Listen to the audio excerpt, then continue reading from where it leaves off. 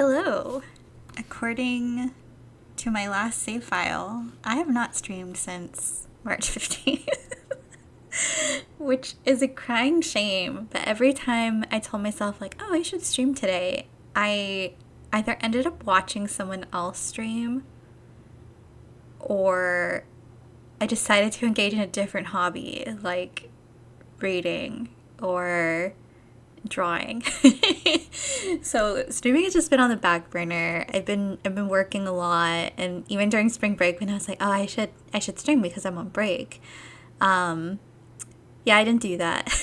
But I've been wanting to play this game again so badly. It's just a matter of like making myself get to the computer and set everything up. I've been too lazy to do that. But I'm here now, and I don't remember exactly hi sus I don't remember exactly everything that we did, but I'm sure playing will jog my memory.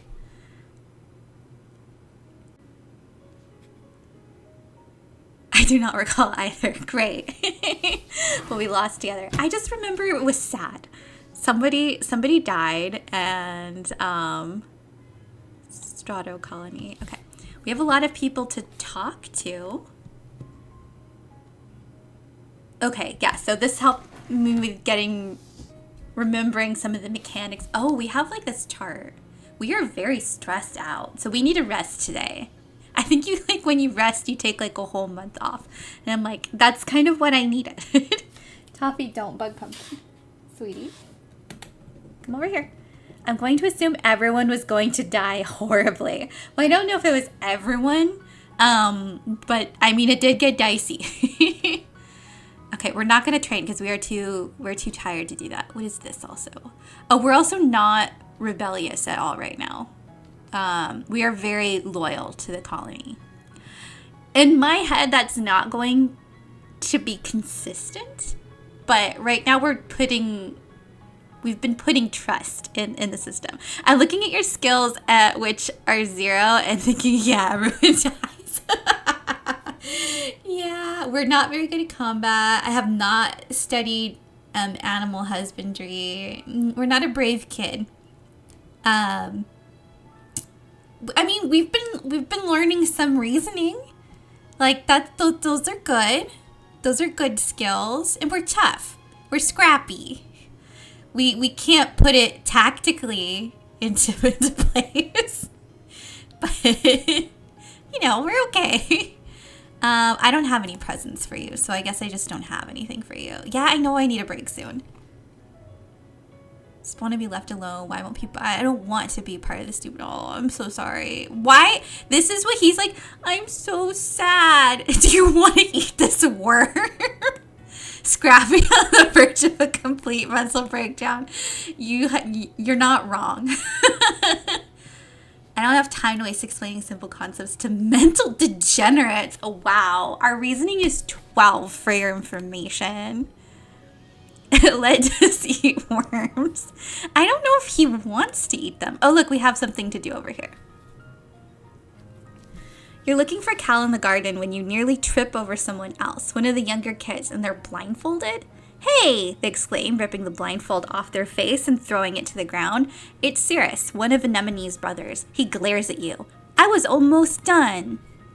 Cal jogs over and grabs Cirrus in a friendly headlock, ruffling his messy red hair. Dude, you were so close. Cirrus stamps his feet and complains that you got in his way. It's not their fault, Cal says. They didn't know we were playing a game. Give me a sec. I want to teach them how to play. Are we not stressed enough to actually play? I romance tangent. Cal turns to you as Cirrus leaves. Sorry, Solinus. Oh, wow, I can never remember. I called them Sol because I was like, I can't say the whole thing every time. I was teaching Cirrus a new game, but he's more like Anemone than I thought. Real competitive, He stoops to pick up the blindfold, brushing off the dirt. I've been trying to come up with different kinds of games other than sports. Sports ball. Sports ball. That's what I would call every sport. He says, no winners or losers. I just want to have fun with my friends. Cal looks at you hopefully. Do you want to learn how to play? Sure, we'll play, because I don't want you to be upset with me. Cal's smile looks like it's going to stretch right off of his face. Radical. The most 90s sounding. Would he even be Gen Z or would he be Gen Alpha, given how young he is? I mean, this is like in a completely different time and a completely different planet, but still. Cal's smile looks like it's gonna... Okay, I already read that. Okay, so first put on this blindfold. The blindfold is a little scratchy and smells like dirt. You can feel Cal's big hands on your shoulders. I'm going to spin you around, and when I let go, you got to listen to my instructions. We're going to walk all the way to the cafeteria, okay? You nod. You can't see Cal's grin, but you can hear it in his voice as he spins you around and counts to 10. 1, 2, Jen Spacer. 3. First, Cal says, you got to walk forward 10 steps. Do you follow Cal's instructions as best you can or make things difficult for him? I mean, we're good little kids, so we're going to do our best. You take 10 steps straight forward, holding your hands out for balance. The rocky dirt between the garden beds crunches under your feet. Yeah, Cal says. Now turn to your right and take 15 steps until you get to the door. Okay, we're going to get it right. Wow, goody two-shoes. We haven't broken completely yet. We'll get there. You absolutely trolled him. You turn to the right and walk forward, counting out 15 steps. When you stop, Cal laughs. You can hear his footsteps crunching behind you. I forgot how much bigger I am than you. You're like 2 more steps away. You take 2 more steps until your outstretched hands land on the warm metal of the door. Success. Awesome, Cal says. You can't help but smile. This is fun. Now, hit the door button on the right and then keep walking forward until I say stop. Go really slowly, okay? You open the door and start to walk forward. The path slopes downwards and your feet slip a little bit. Even though you're moving as slowly as you can, real dirt is nothing like the metal floors of Stratospheric. It's turbo rocky here, Cal says, and you can feel uneasiness prickle up the back of your arms. Just keep going forward slowly. I mean, I literally can't pick this because we're not empathetic enough. You try to do as you're told, but after a few steps, your foot knocks against a sprawling root and you fall forward, catching yourself on your hands and knees. Ouch. You tear off your blindfold, a sudden rush of tears flooding your eyes. Cal's beside you in an instant, kneeling on the rocks. Are you okay? He asks. You look down at yourself. Your knees and hands are pretty scraped up, and your pride is bruised, but other than that, you're okay. Cal helps you stand. I'm sorry, Saul. I'll be a better helper next time. He asks if you want to get some Watado juice at the cafeteria instead. You spend the rest of the afternoon brainstorming more games where there are no winners or losers. Okay, well, that could have gone better. Could have gone worse, though. Mars is watching your holo screen intently. She shushes you before you can get a word in. They're about to kiss, Mars hisses, barely giving you a second look. Okay. All right, Tangent is probably in class. We're gonna relax. Yeah, we're gonna hang out with Tangent, even though she's been kind of rude to me. Tangent is quietly reading her hollow palm. You plop down beside her and ask her what she's reading. Multicellular biology, she says, frowning at the interruption. If you insist on sitting near me, you could at least do it quietly. No problem. You open up your hollow palm and find a textbook of old Earth poetry to read. It's never a bad idea to do a little independent study. Though she's a little prickly, you can tell Tang appreciates the company. Ah, it's like parallel study. All right, we took a whole month off just reading poetry. That sounds lovely. Okay. We gotta forget something. Playing sports ball or I mean, remembering your first steps forever seems unrealistic.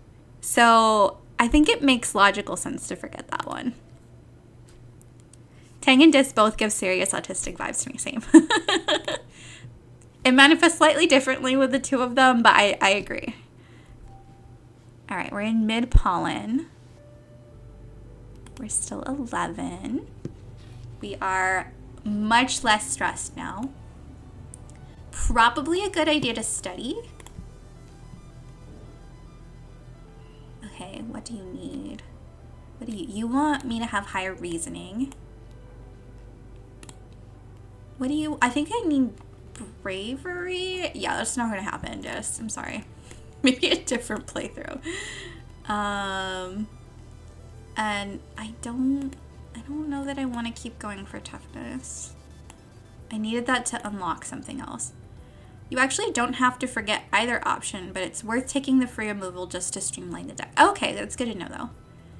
But they were both like just 1 point cards, so. All right. When I was a kid, I thought everything grew from chopped up pieces of bigger things.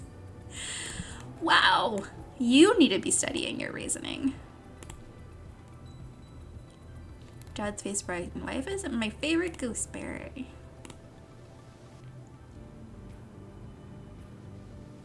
Do you need something? I'm a little busy. Okay. Potatoes are so cool like that. Alright, so we can shovel dirt. That would increase toughness, friendship with Cal, kudos, and it would increase our stress. You don't have anything to say to me. Let's go check out, view the notice board.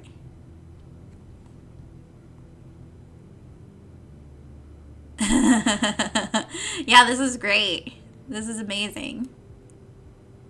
Please wear your masks when out of doors during pollen season. Ambient particulate may trigger runny nose, watery eyes, and a mild cough. Please note that we will be hosting our annual Vertumnalia Festival during the second month of dust. Alliums in general. I saw someone grow an onion in Mountain Dew blast. Wow. Okay. So we could deliver supplies. That would increase our organization, our perception, our friendship with Mars, give us some kudos, and also give us some stress. Okay. Toffee. I cannot. There you go. Okay, that's just, there's only relaxation in there. We don't need to relax. We are good. So let's go check out the school. We have not registered for engineering, which I'm pretty sure is what unlocks some of these other things. Life science would give us some more bio, reasoning, friendship with tangent. Studying the humanities will increase our creativity, persuasion, still friendship with tangent, and also give us a lot of stress. But, where did you find a kibble? Oh, what should I do?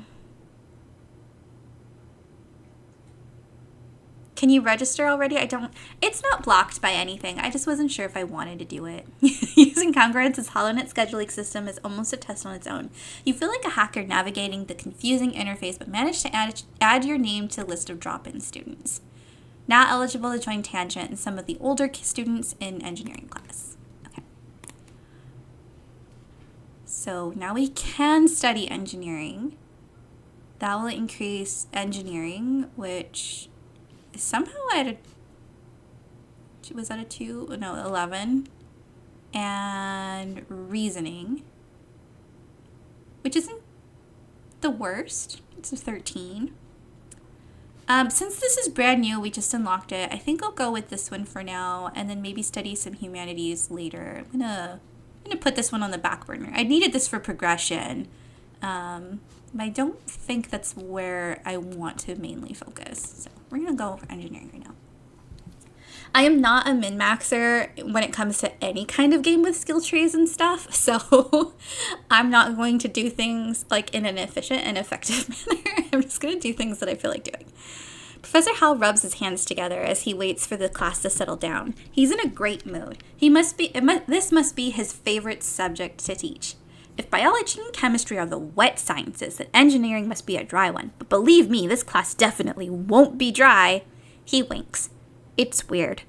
We'll also be learning math, physics, computing, robotics, architecture, and astronomy. Tangent raises her hand. Will we also learn about nuclear engineering? She asks. Professor Hal nods. Yes, at a beginner level. We'll have an overview of atomic theory and take a field trip to the engine room to learn how our ship's nuclear reactor works to power the colony. Okay, so We're studying engineering now, and I have to remember how this works. So I know it's like a numerical progression. It's also helpful to have like similar numbers next to each other, or similar colors next to each other. That takes us to 14. We could flip these two. Yeah. Numbers and colors both matching and in a sequence. Victorious! We're a little more stressed, but it's not that bad. You're finishing breakfast in the common area when Marzipan struts in. I forgot that was her full name. Look at you eating cereal, she says, turning her nose up at you.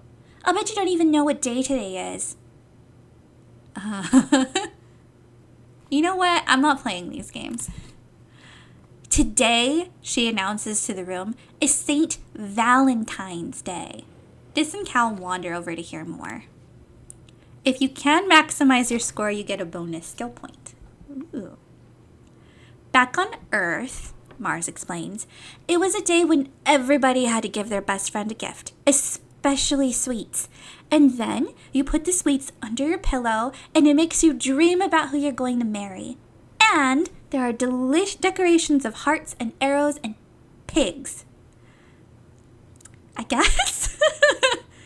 I didn't mark Mars initially, but she did become a fave. I can definitely imagine her character growing.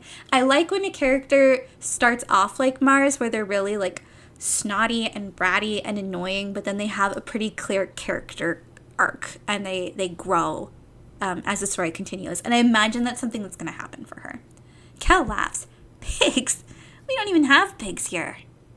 Before Mars can answer, Dis snorts. This is dumb. Marzipan just made it up to give free candy. He rolls his eyes and walks away. As he leaves, Mars shouts at his back. Well, nobody was going to pick you anyway, you stink. I'll say it sounds like fun. Cal nods, clapping his hands excitedly. I'm going to tell all the other kids about it, Mars says. So you go around and find your best friend and give them a gift. She points her finger at you. Make sure you do it by the end of the day or it doesn't count. And if too many people want to be my best friend, she adds, I'll hold tryouts for the position. It's only fair. She tosses her hair over her shoulder and laughs.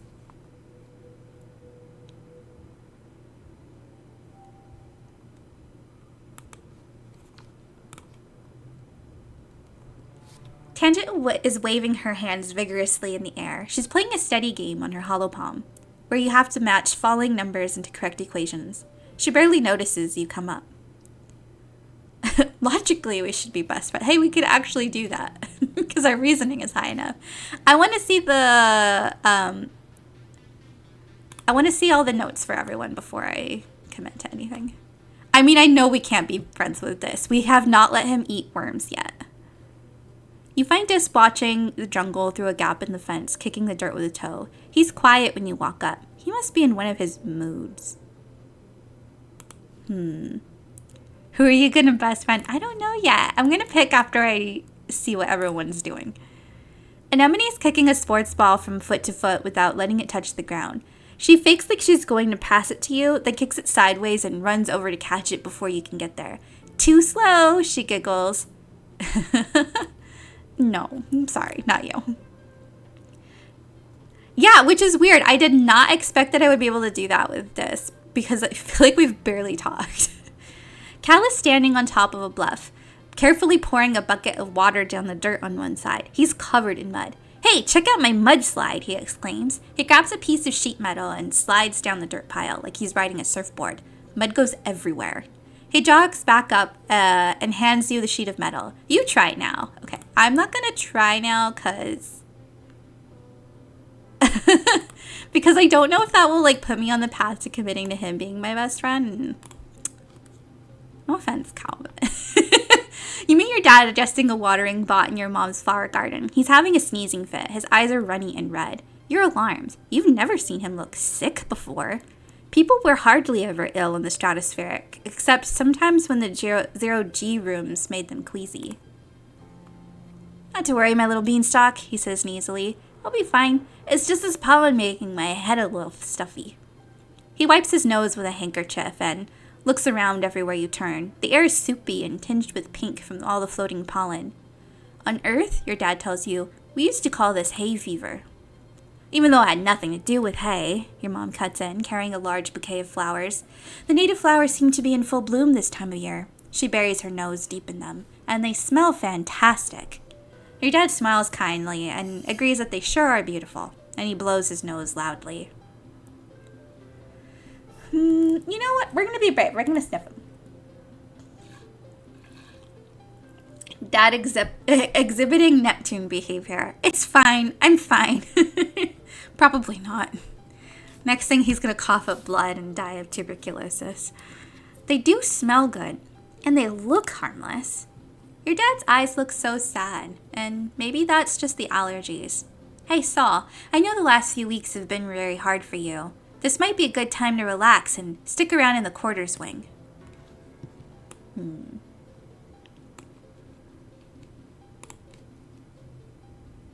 Mars has clearly been waiting for someone to come ask her to be their BFF, but she's trying to play it cool, looking expectant and nonchalant at the same time. She's tapping her foot while kind of idly looking around at nothing. Sorry, Mars. I'm booked anyway. No room for more friends. Goodbye. Do I even have items that I can give people? I don't know if I do. Do I have to have an item to give them? I don't think we can buy anything here. Okay. I'm probably going to go for one of the siblings. But which one? We've spent a lot more time with Tangent. And I don't really think that Saul is in the story I've been playing is best friends with Dis, but also Saul is an empathetic character, and Dis is like he left in such a hurry that it's one of those things where I'm like, oh, but what if he gets happy that someone wants to be his friend? After being, having to listen to Mars, clearly, making this thing to be about her. Abrasive autistic nerd or depressive autistic nerd? Well, it's are you asking me or are you asking Saul? Because if you're asking me, I am the depressive one. But if we're asking Saul, the character in the game, that's a different question.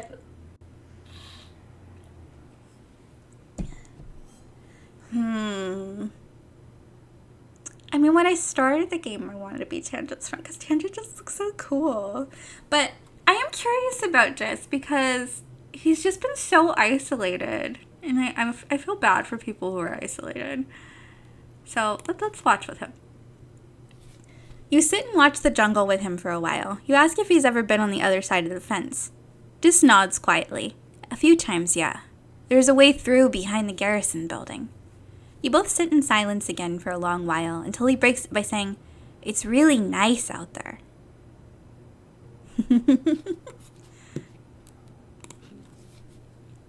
You explain that of course you aren't taking it seriously. You just think it would be funny. He looks at you and shrugs. "Sure, I guess," he says, then looks back out at the forest. It is kind of funny. It's a stupid thing anyway. Sneak out, unlock. Good way to get yourself killed.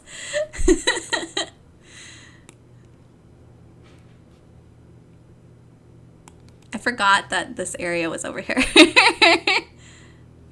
Sneak out through the drain pipe. Okay, we step cautiously through the colony gates.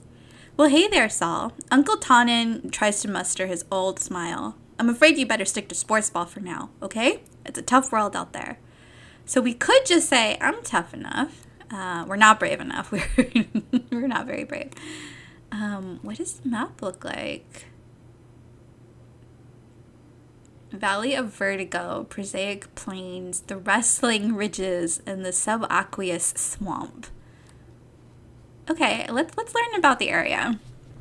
The Prosaic Plains lie far to the north of the colony, where the higher elevation and natural tilt of the planet makes bromidic snowfall more regularly in every season.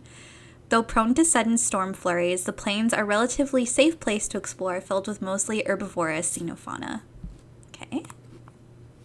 The Valley of Vertigo is a low-lying trench to the east that's dense with pollen-producing trees.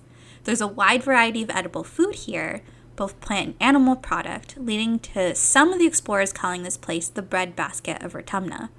There are a number of animals here that geoponics would be interested in domesticating.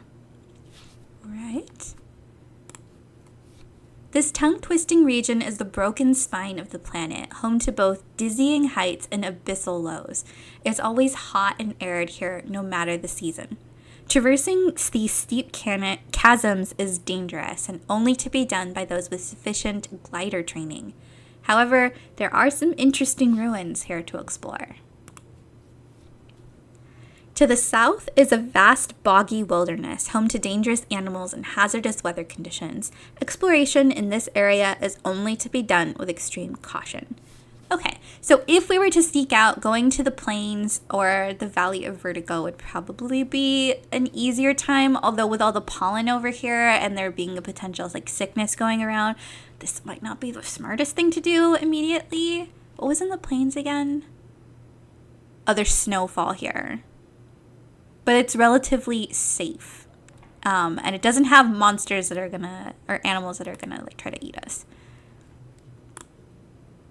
And we don't have that many animals in our thing. Saul insisting they're tough enough only for Tannen to be all cute, but you're literally a child. These cumbersome looking creatures are actually lighter than air due to large helium sacs on dorsal and ventral sides. Careful balancing of helium and urine allows them to control their elevation. They produce a salty, high-protein, milky substance for feeding their young that is also nutritious for humans. Wow, that could not have sounded more gross.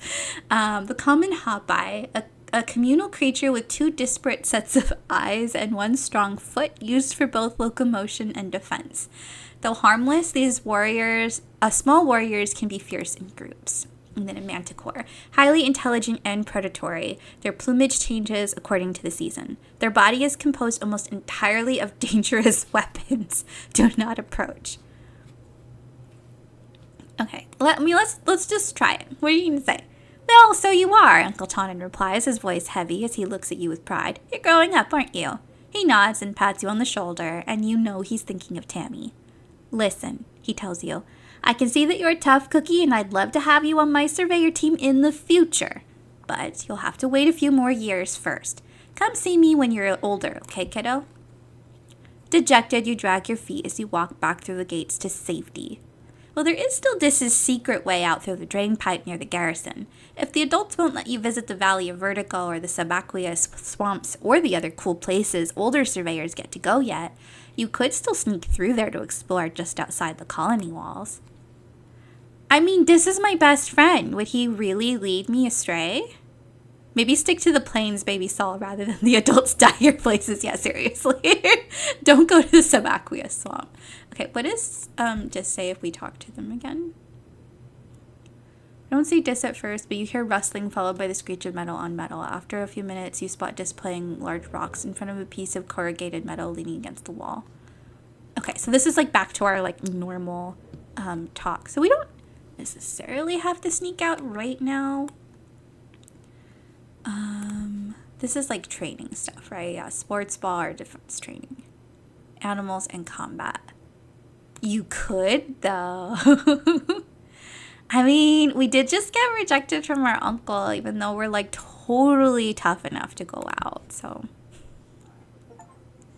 And he said there were beautiful things out here. Don't you want to run out into the wilderness and see and find things? Events in this area can be done in any order. They won't cause time to pass, but will increase your stress. Return home via the expedition's depot flag or the home button at the top left of the screen. Watch for collectible items you can bring back as gifts. Events respawn at the beginning of each year, and new collectibles have a chance to appear every season. All right, let's go talk to our best friend, Dis. You slip through the drain pipe and out of the colony before anyone saw you. Anyone, that is, except for a dark form watching you from the trees nearby. Could that be... Is that Dis? He turns and disappears into the jungle. Now you're sure of it. That was definitely Dis. He's not allowed outside the colony either. Let's just follow him. Oh no! You scamper after him through the bush, heedless of branches and brambles scraping at your arms and legs. Without a proper enviro suit, you get all scratched up. This kid is fast. You quickly lose sight of Dis and can't find his trail again. But you do learn something by trying. Okay, we gain some perception. Ooh. Your way is blocked by a strange, small creature with 1 foot and 4 large eyes, 2 of which blink sideways on top of its head like a frog. Oh, I did not notice that those were eyes. Oh, this must be a hop eye. You've heard people talk about them, but you've never seen one up close. It keeps thumping its foot on the ground really loud. What? I mean, we don't have any animal ability.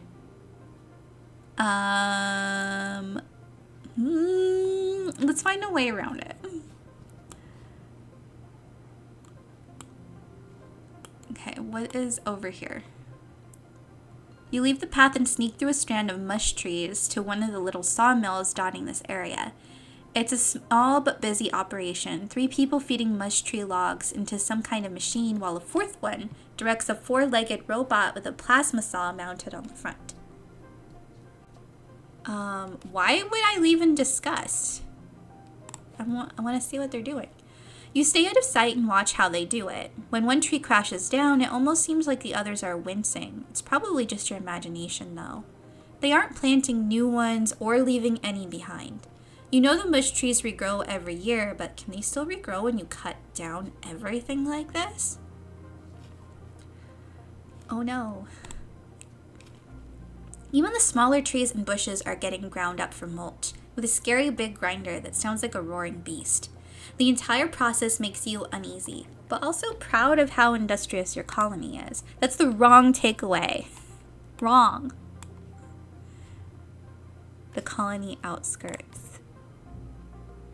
Events like that are part of why my rebellion score went sky high. Yeah, like, I think that should be a formative moment for Saul. You sneak up to the expedition's office at the colony gates. Nobody has seen you yet. The lively hustle through the gates kind of makes you miss your friends inside. If you want to go home, you could sneak back. Okay, I'm going to keep exploring for a little bit. We've only done 2 things. We picked up a stick and... Okay, I think the animal is the only thing we can interact with. Let's see if we could push past it. Oh god, I'm getting so much stress. The little hop-eye thumps a furious rhythm on the ground with its foot, and suddenly there are 7 other hop-eyes surrounding you. They kick at your shins and leave deep bruises. You run past them yelling, "What did I even do?" You're hurt, but at least you're on the other side now. The little hop-eyes don't chase you any further.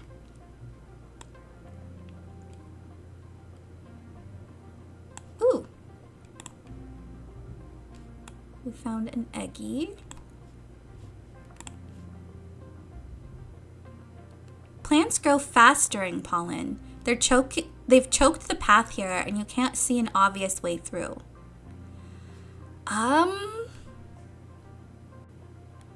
We have pretty good perception. Let's see.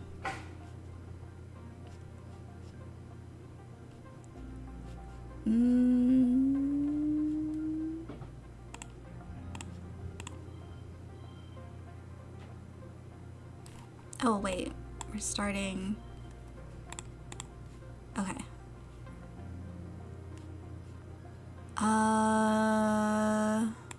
Let's go...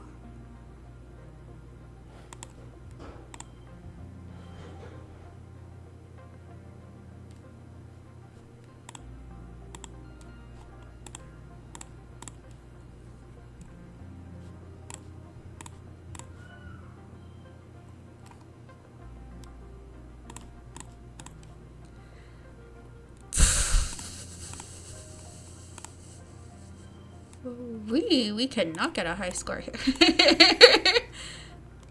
Oh, well, we could just click through to the next round because our goal is 27. Do you want a suggestion? Yes.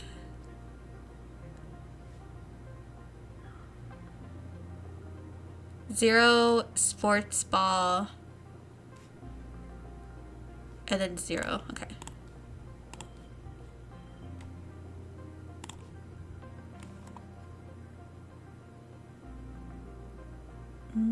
Let's go.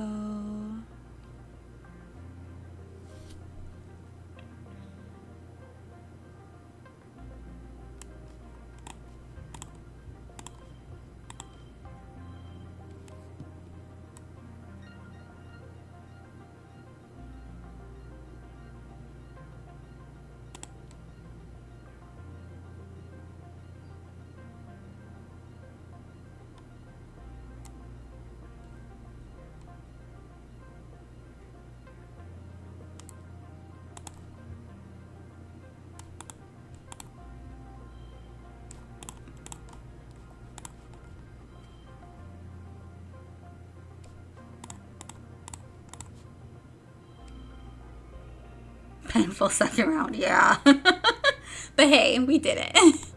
We met our goal and we get a skill. It's fine. It could have been better. You find a good stick and whack, whack, whack your way through the tangle of new growth. Take that, nature.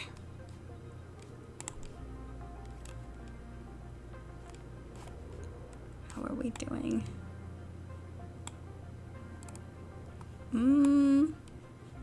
Oh, there's a person over there. We could get in trouble going that way. Let's not do that. Some farmland is spilled outside the walls. The fields don't look like they're doing very well. Nobody's around now. In fact, it looks a bit abandoned.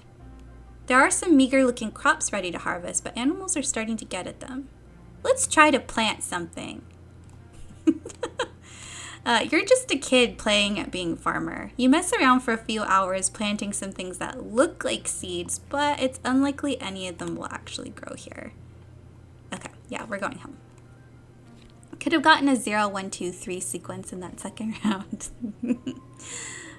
Bad luck. Okay, that was useful. I mean, we shouldn't do that all the time because we will burn through all of our energy. Like, we already have to spend early dust resting.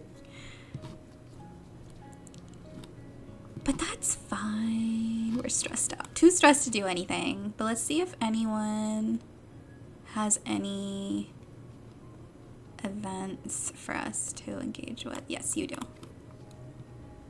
Mars is in a huff. Ah. Because you didn't pick her for Valentine's Day? Seems like nobody picked her. Super useful, but they will seriously spike your stress. Yeah, that makes sense. She crosses her arms and scowls at you. I can't believe you chose Dis over me. Whatever, Mars mutters, tossing her hair. I'm just too mature for kids my age. The older kids get me, even if you don't. I think you're jelly. Okay, we're gonna relax because we have to. A whole month. I can't get over that. I really wished it was possible to do that. Do we want to forget anything? First word, I mean, obviously I don't want to forget that. I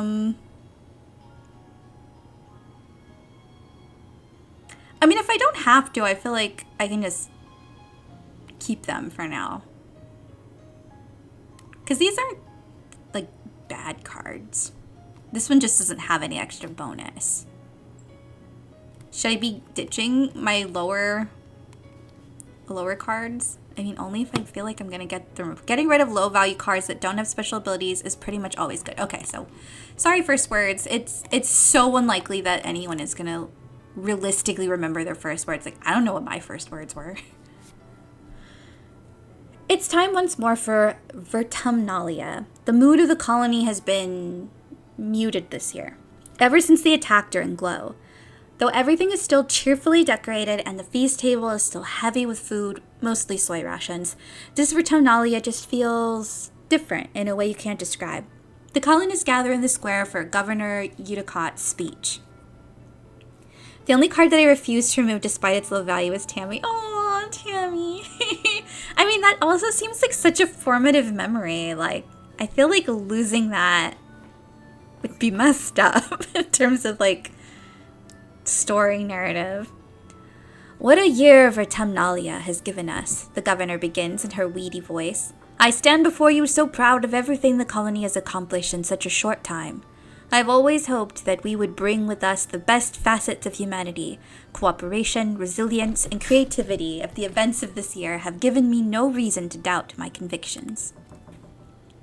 These creatures were unexpected, but I urge everyone to consider what it means for life here. If Vertumna can sustain megafauna, then that means conditions are good for us as well. Our friends in geoponics are already working on the logistics of domesticating the wildlife.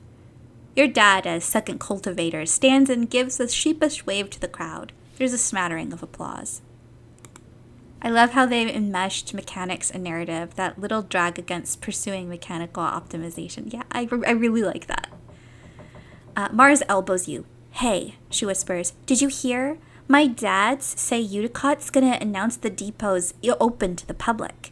You shoot her a questioning look, and she rolls her eyes. You know, shopping? Somewhere to spend all the kudos we've been saving up? There's gonna be candy and toys and makeup and nice-smelling soap, not the boring kind in the communal showers. You know the concept of shopping. They do it in the holovids from Earth, especially the ones Mars likes. But you've never actually done it. The colony provides everything you need, but it would be nice to buy yourself a treat.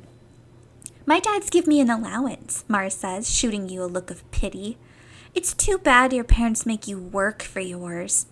You and Mars tune back into the speeches just as Utica, as predicted, announces the opening of the general store at the depot. Mars gives you a knowing look as she claps. That was rude. We should reinvent capitalism. Literally.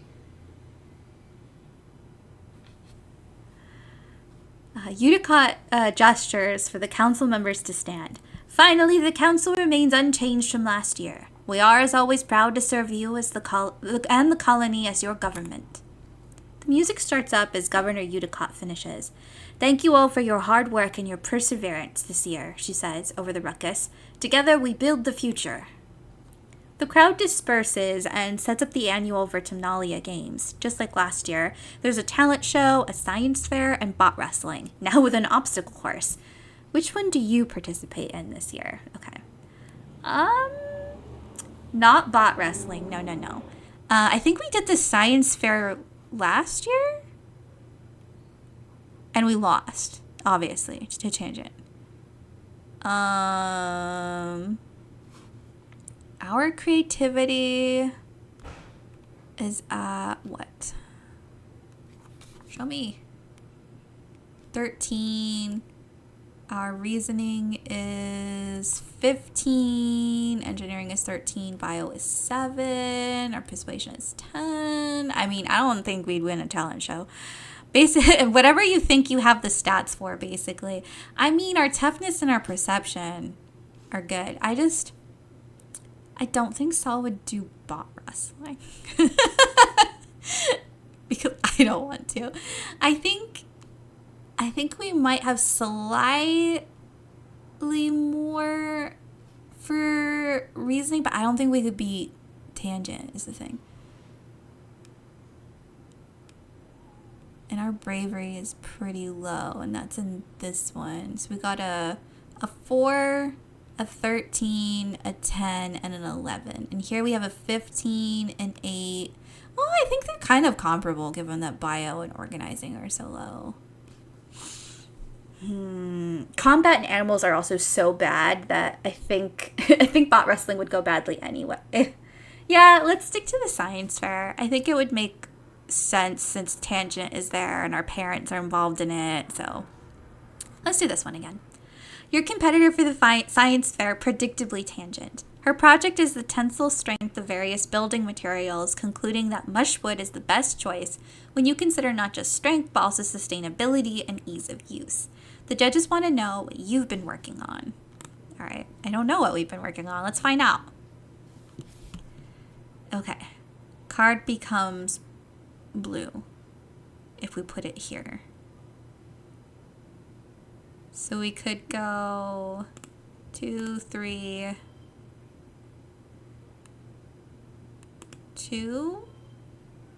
Do we want to do that though? That's the question. I mean, anything else we put here, this card's value and suit can't be modified. Okay, so yeah, it would make more sense to put pink candy over there. You want to do 2, 2, 3 if you're using those cards. Oh, yeah, you're right.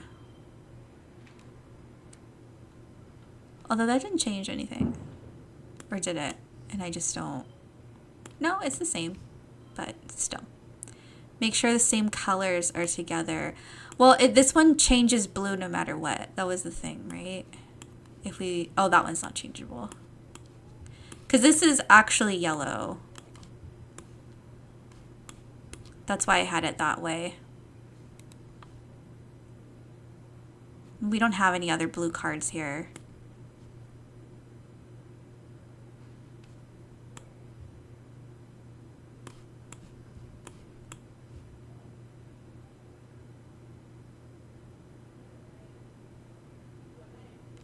This was a bad deal, given that we need blue. 10 might be the highest score. I think so. I think it has to go this way.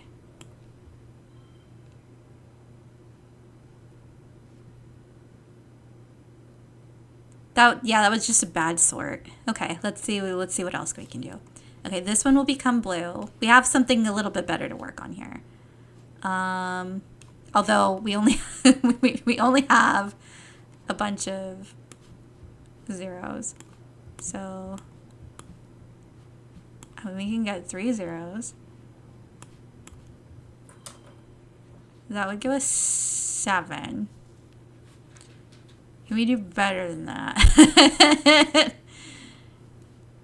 I mean, what happens if we do put 3? I mean, it gives us 9, but it's just such a dumb spread.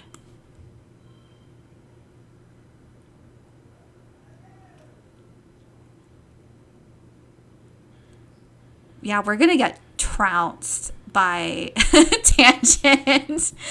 Oh, could we redraw our hand so that we don't have a bunch of zeros? +2 to a card. Yeah, I think I'm gonna redraw our hand because this is really bad. Okay, let's see if this helps a little bit. Okay, this one, if we lose, it still won't be that bad.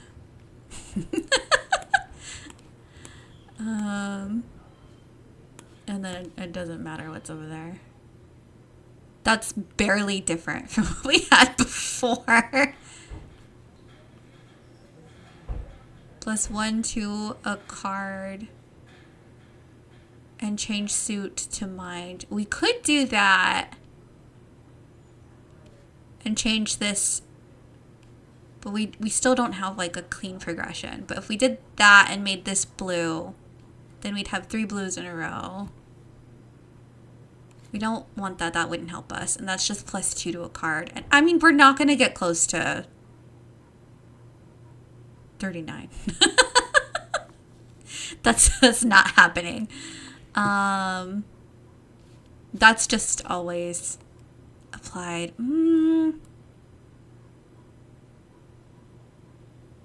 Might be worth waiting for item use until round 3 when you have full slots. Okay, yeah, let's just commit to this.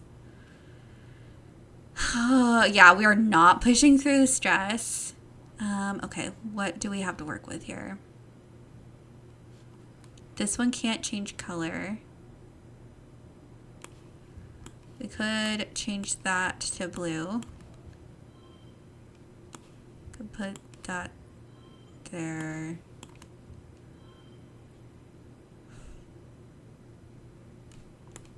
I mean, that probably makes more sense. But we're still nowhere near. Even if I like use a bunch, like, because we can only get +2. That's not going to get us closer. I don't want to push 85. That's a lot of stress. Just to beat tangent. See, if this were me in school, I would be like, it's not worth it. Someone else can win. You could boost the 2 into a blue. Okay, let's just try it. Let's see how much the stress goes down. if we use that. Wait, how do I apply it?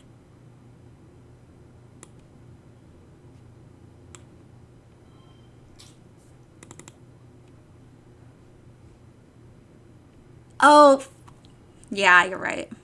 I forgot about that. I mean, I could try that, but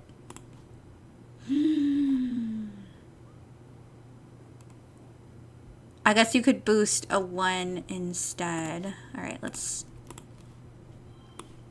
or what? Or is that what it looks like already when you include it? No, because it's still red. How do I do? Okay, there we go. Okay, now it's 17. If I used this and we add 2 more, it would drop to 15. Is that worth it? Should we just go all in? I mean, 70 stress isn't that bad. You have 2 of those, so you could make... Oh, I do have 2. Okay. No, stop that. Okay. And, I mean, it doesn't matter where I put it, right?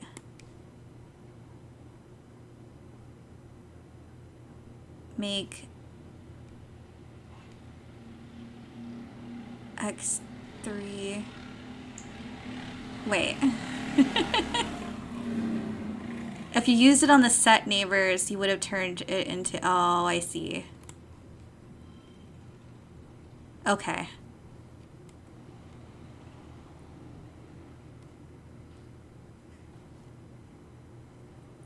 Things to remember next time. Okay, but I mean, we can push through the 30. 30 is not bad. Could have won without stress. See, this is... I'm not a math person at all, so I'm just like, I don't know numbers. Which is why I shouldn't be in a science challenge. In secret, you've been working on a social experiment about delayed gratification. You've been sneakily studying the adults, taking notes on their snacking habits and their mood. You found that Seek and Dr. Instance rarely eat sweets, but Utopia and Antecedent do all the time. You correlate this with their attention span when you see them tackle frustrating problems. You know, problems you can control and repeat, like if a child talks back to them. The judges are impressed with your methodology, Instance perhaps a little begrudgingly. They award you a first place. Yay! Genius brat move.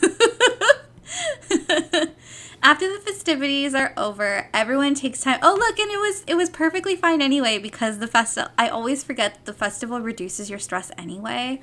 So we're perfectly happy. So it's good that we managed to at least get it sub 50 because if we had pushed through at 70, we would have walked out with at least some stress. Okay, so Mars organizes a water fight that takes over the whole colony, even the adults. It brightens everyone's spirits, even in the thick heat of dust. That's a nice thing for Mars to do. You end up on the top of the western wall with Dis, launching water-filled poof shrooms down on unsuspecting anemone and the sports ball court below. The walls seem like a neat place to hang out and relax, much quieter than the lounge if you're looking for some solitude. Unlocked relax on the walls in the garrison. That's fun.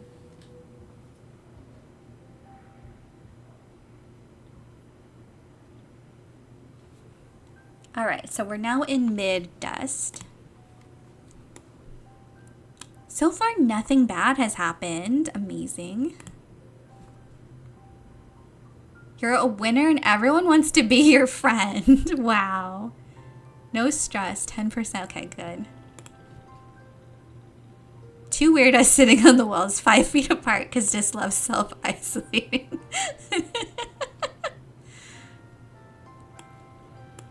Okay, oh, what's this? Bunch of medicinal roots. Okay. Okay, nobody has any. Where is that one girl? Visit the supply depot. Okay. We have cake. How many kudos do we don't have any kudos, do we? Oh no, wait, we have 53. Animal book. +5 animals, +1 to all fleshes. Persuasion. Bonus to pairs. A gardening trowel.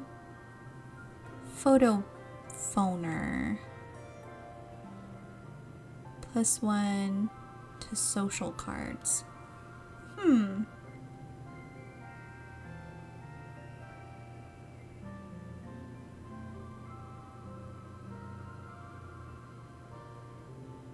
The Futurama reference.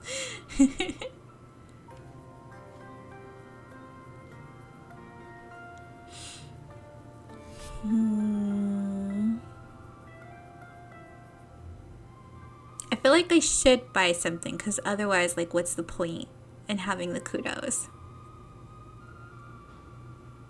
But that's what Mars would say. Fleshes is probably the most frequently accessible one. Okay. It also, like, we have so little animals that this would probably be nice to have that boost. Okay. Let's go with that one for now. And now we have reason to go do jobs. Because we will get some kudos. We can also get kudos. Might want to equip it. Yeah, you know, that would be a smart thing to do.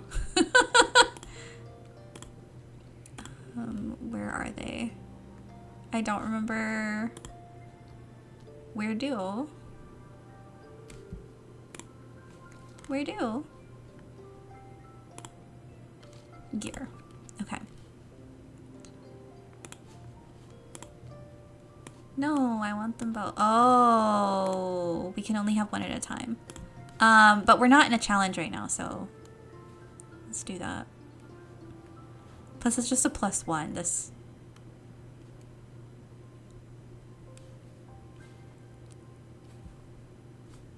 I want perks now. Draw a card.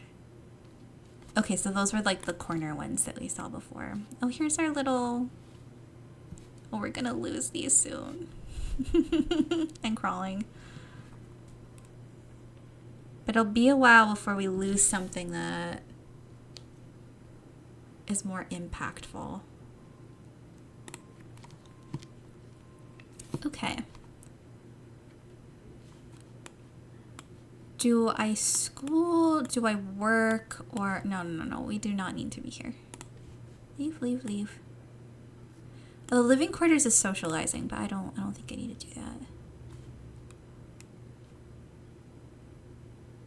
Bio, reasoning, engineering, reasoning, humanities. Last time I said I wanted to do a little bit of this. So we're going to study humanities today.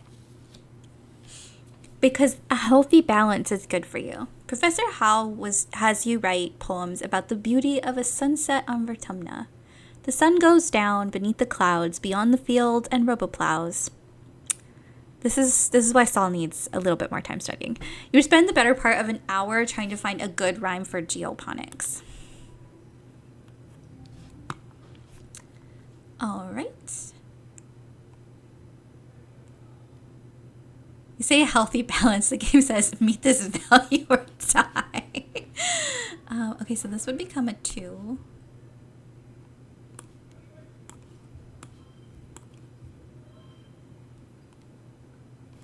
Or this is a 2 + 2.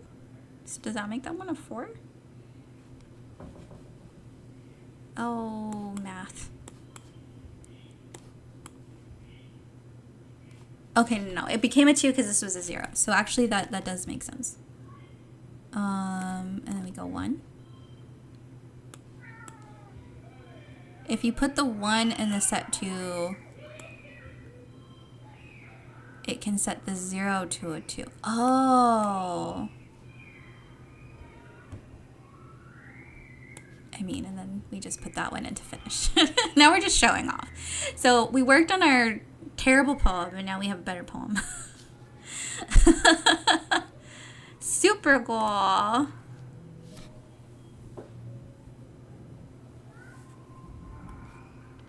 Okay. That was a good use of our time. Now it's late dust. Tangent is deep in conversation with one of the other scientists. He seems to be consoling her, though Tangent's face betrays no emotion as he claps her on the shoulder and reassures her that she's doing really well for someone so young, and that everyone compromised some of their samples when they were first learning. He leaves and Tangent sighs as she goes to put her head in her hands, stopping short when she realizes she's still wearing gloves. She peels them off and digs her fingers into her eyes. Are you okay, Tangent? I'm fine, Tangent replies immediately. I compromised an experiment I was working on because the vent was still open when I was spraying the workstation down with sanitizer. She sniffs. It's so gross here, she says. Probably did that fungus a favor. Tangent takes a bottle of sanitizer from under her workbench and cleans while she speaks. There are pollen spores everywhere, she whines, and he comes over here and tells me it'll be okay, Tang. Like it's his job to console and patronize me. I hate being patronized too. What's wrong with him being nice? But it is okay to make mistakes. I mean, it is okay to make mistakes, but I don't think that's what Tang needs to hear right now. So yeah, I would also hate being patronized. You both sigh in unison. I hate being young, she says bitterly. Why don't they understand that we have higher expectations for ourselves than they do? I need to learn from my own failures. What I don't need, she continues icily, is someone to pat me on the head and tell me it's okay and the adults will make it all better. I messed up, she says. Just let me fix it. Don't make a big deal about it like I'm a child with a boo-boo. Very much a telling her things she already knows is only going to annoy her. Yeah. Okay, anything else from people here? Okay, nothing so far. Social is still up. Everyone wants to be our friend. Are we brave enough to get, what's his name, to eat a worm? Let's test it out. No. We need way more bravery. I don't think I have something to give to people. I mean, I have some things, but I don't think I want to give them away. Okay. We could work to earn some kudos. Or we could sneak out again. But sneaking out right now would stress us out, and we're near the end of this season because we're in late dusk, right? Yeah, we're about to enter the next season, I think. I think we'll do some deliveries. You show up to the delivery depot bright and early, as most of the colony is still yawning and pawing around for their morning cup of tea. Seek is there with a large stack of thin white rectangles. Is that paper? That's terrible for the environment. I mean, technically e-waste can also be really bad for the environment, so I don't know if that's a thing that you've learned yet.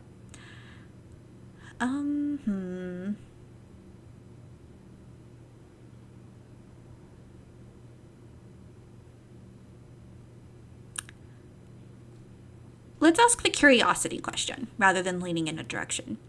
You thought paper was extinct, or obsolete, or whatever. The only time you've ever even yearly used paper was in the crutch during craft time. Seek pushes the bridge of their glasses up. Actually, they tell you, we'll be using a lot more paper now, that we have access to such rich sources of cellulose fibers. Trees, that is. Governor Udicott is quite sentimental for the feel of ink on paper. I myself have traded in my holopalm stylus for a pen. That doesn't sound like a good reason to do that. You're to deliver a stack of these reports to every council member in the colony. Seek asks you not to read them, but says it's just boring adult stuff you wouldn't understand anyway. You clutch the papers to your chest and nod. First stop is engineering. Paper? Dr. Instance is exasperated.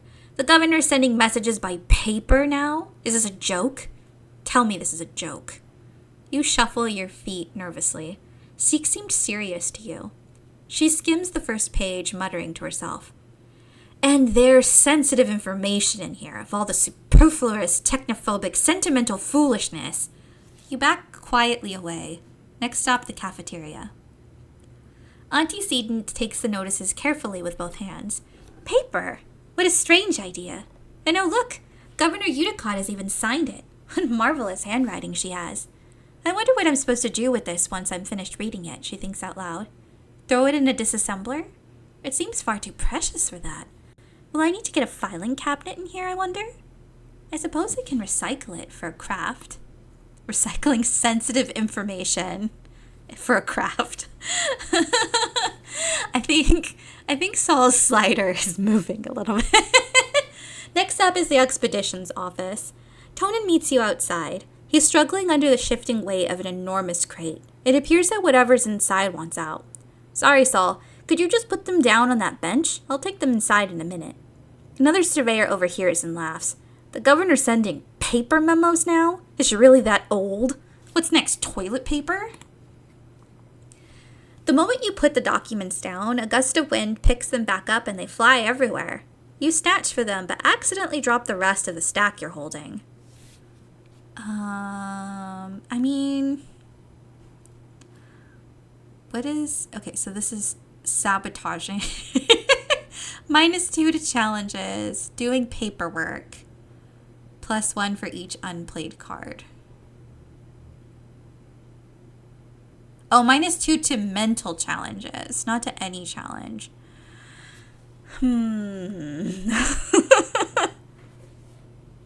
Are we still goody enough to try to pick them up? My whole experience was constantly thinking, all of the adults are doing everything wrong. How did they not learn from Earth? I'm going to revolt. This one just seems especially dumb. Like her reasoning, like, I just love the feel of ink on paper. Write a fucking journal. You don't need to send sensitive information written down on memos to everybody in town.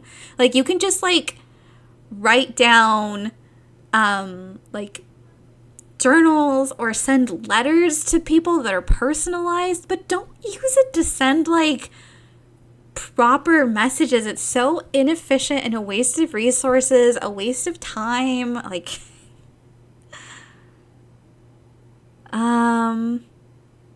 yeah, I think it's his fault. Like if he had just taken the stack from me, they wouldn't have flown everywhere. So he can go pick them up. You fail to deliver the rest of the notices and suddenly make it known how you feel about the pointlessness of delivering messages in person that could have been sent digitally in seconds. You do this by leaving the stack scattered in puddles of mud. You run off to play instead. So we lose our kudos, but you know what? I think it was worth it. Delivering supplies. Okay. So that whatever is over here will become a 2.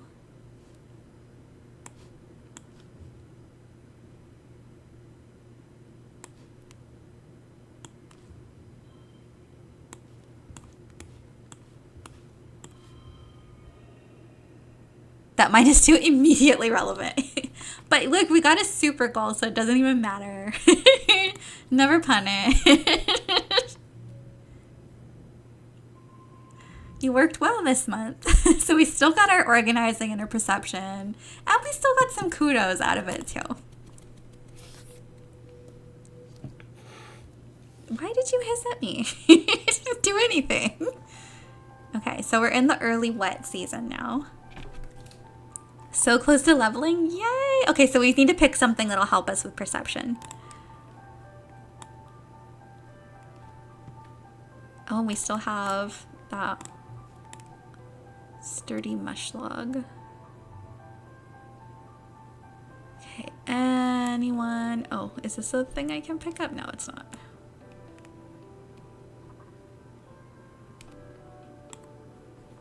Okay, so no one has a talkie thing. Okay, what goes with perception? I don't remember.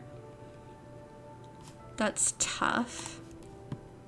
Let's go to the school, because those often have multiple things that are going to get boosted. That's persuasion. Okay, no. So I think for perception, it's mostly going back here and doing another delivery. Yeah. How close are we? Do we need 2 or do we need 1?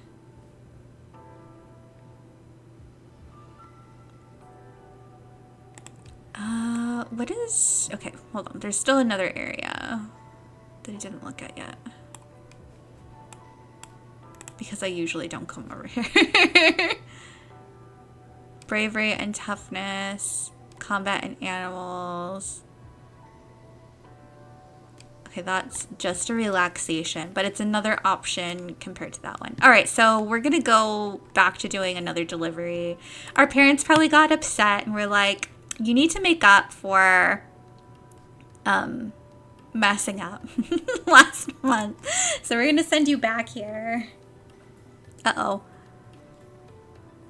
Mars has asked you to recruit some new members for the Secret Fun Times Club. Who do you approach about this fun, exciting opportunity to make friends and be your own boss? I forgot we were in this club.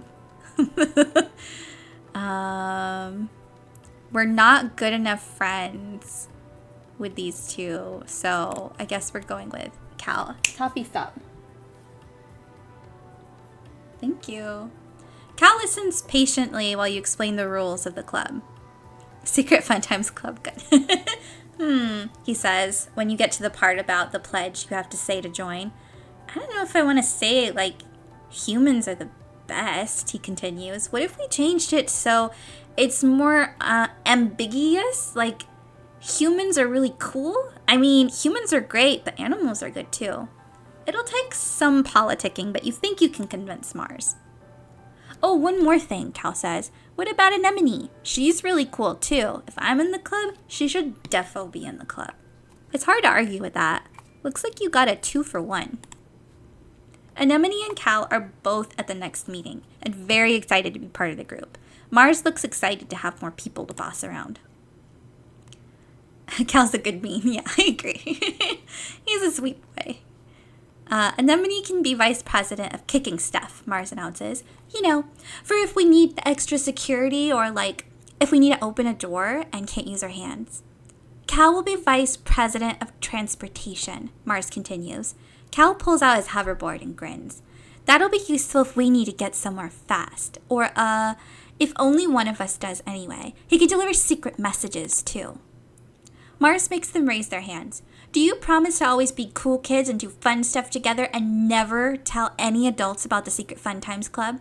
Cal and Anemone agree readily. Okay, so this is locked. I mean, that's gonna make the most sense. Yay! We're on a roll.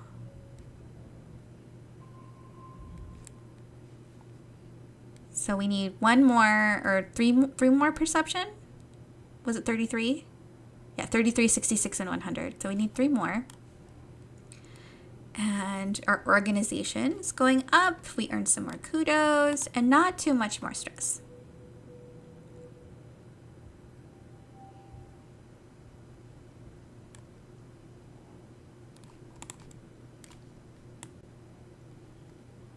Okay, what's going on?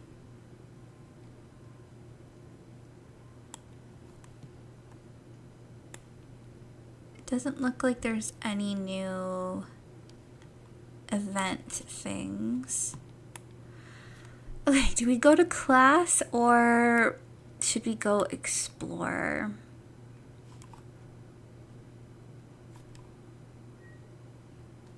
I think we should go to class, maybe? I mean, unless we want to just keep grinding perception, but that seems kind of boring. I want to develop multiple things. Let's see, what else? Reasoning, maybe? Because reasoning is getting a little bit closer. It's at 15.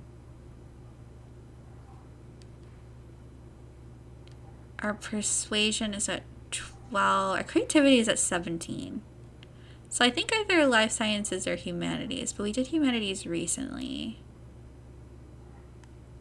This persuasion, creativity, bio, and reasoning. Bio is at 7. We don't get much reasoning from doing that one. This one we get 2 and 2. So this one might help us level this up faster.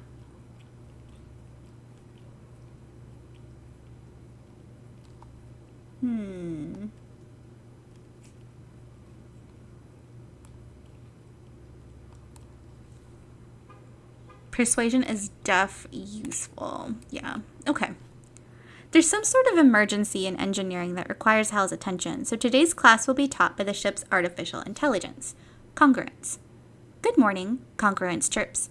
Today we're going to talk about the formation of the Vertemna group and our decision to leave Earth. It's a very exciting topic. And we think you're finally ready to hear about it. Let's dig in. You know how it started. Economic and environmental instability, coupled with deeply entrenched hatreds, had thrown the Earth into chaos. And you know how it ended. In that chaos, your parents formed the Vertemna group with a plan to leave Earth. 20 years later, they and their star-born children, slid through a wormhole and ended up here on a planet you called Vertemna. But there's so much you don't know. Congruence pulls up a hollow projection of an unassuming human with a firm maternal gaze. This is Planktonic, Ascendance Wong Botha Schmidt, she says, the spiritual leader of the Vertemna movement. Uh-oh. I was not aware that this started with a spiritual leader, and I'm getting alarm bells in my head. They were what people called a speculative fiction writer. The Vertemna project proved that their writing, through speculative, was far from fiction. That is one long-ass name. Yes, Congruence tells you. Their best-selling novel, Life Beyond the Einstein-Rosen Bridge, told the story of a fictional utopia on the other side of the real-life anomaly at the edge of the solar system. Scientists had been investigating the wormhole for years, but it took a poet to imagine we could travel through it. Wong Botha Schmidt's writings centered around the idea of humanity building a technological utopia on another world. Translated to 100 languages, this was a compelling idea to people at the time, so fans started connecting in vert space. Far from just a book club, these people bonded over mutual aid amid the increasing unrest in their own countries. They were committed to Wong Botha Schmidt's idea of a future where everyone is treated equally without prejudice. Welcome to the... So hey, we started as a mix between a cult, communist, and a terrorist group revelation. Oh boy. But they realized it couldn't be done online, Congruence tells you. Though committed to social justice, the group saw the impossibility of forming a truly egalitarian society while also reckoning with their own implicit biases and the diverse context of their real lives. They realized that this was the work of generations and the solutions must look to the future as Wong Botha Schmidt did. The image of a squat concrete building with a rooftop garden replaces Wong Botha Schmidt. Around the edges of the classroom, the holoprojector gives the impression of towering walls topped with razor wire. The first Vertemna colony, Congruence tells you. It sounds like a prison, not a colony. 400 people volunteered to sacrifice their own cultural beliefs to walk through these doors, agreeing to come up with a new way of life that would be taught to their children. Babies were conceived from egg and sperm donors chosen by lottery, and raised communally, like you as the second generation of the Vertemna group. Those babies were your parents. Wait, was it some kind of cult? Yeah, I mean, that is my question. Yes, Congruence Congruence tells you cheerily. The Vertemna group was widely considered to be a non-religious cult. Membership was outlawed in some countries. Planktonic ascendant Wangbatha Schmidt was later assassinated for their connection to the group, and the ensuing violence affected many lives. You think of your mother and her prosthetic leg, and how she rarely talked about her life on Earth. The hollow projection now shows the compound under siege.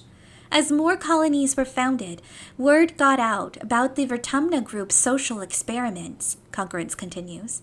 Assimilation was an unpopular ideology at the time because it had been used to commit terrible genocides on Earth. This, combined with panic that the Vertumna group was destroying the family unit or raising an army of gene tech super soldiers, brought the colony under attack from all sides.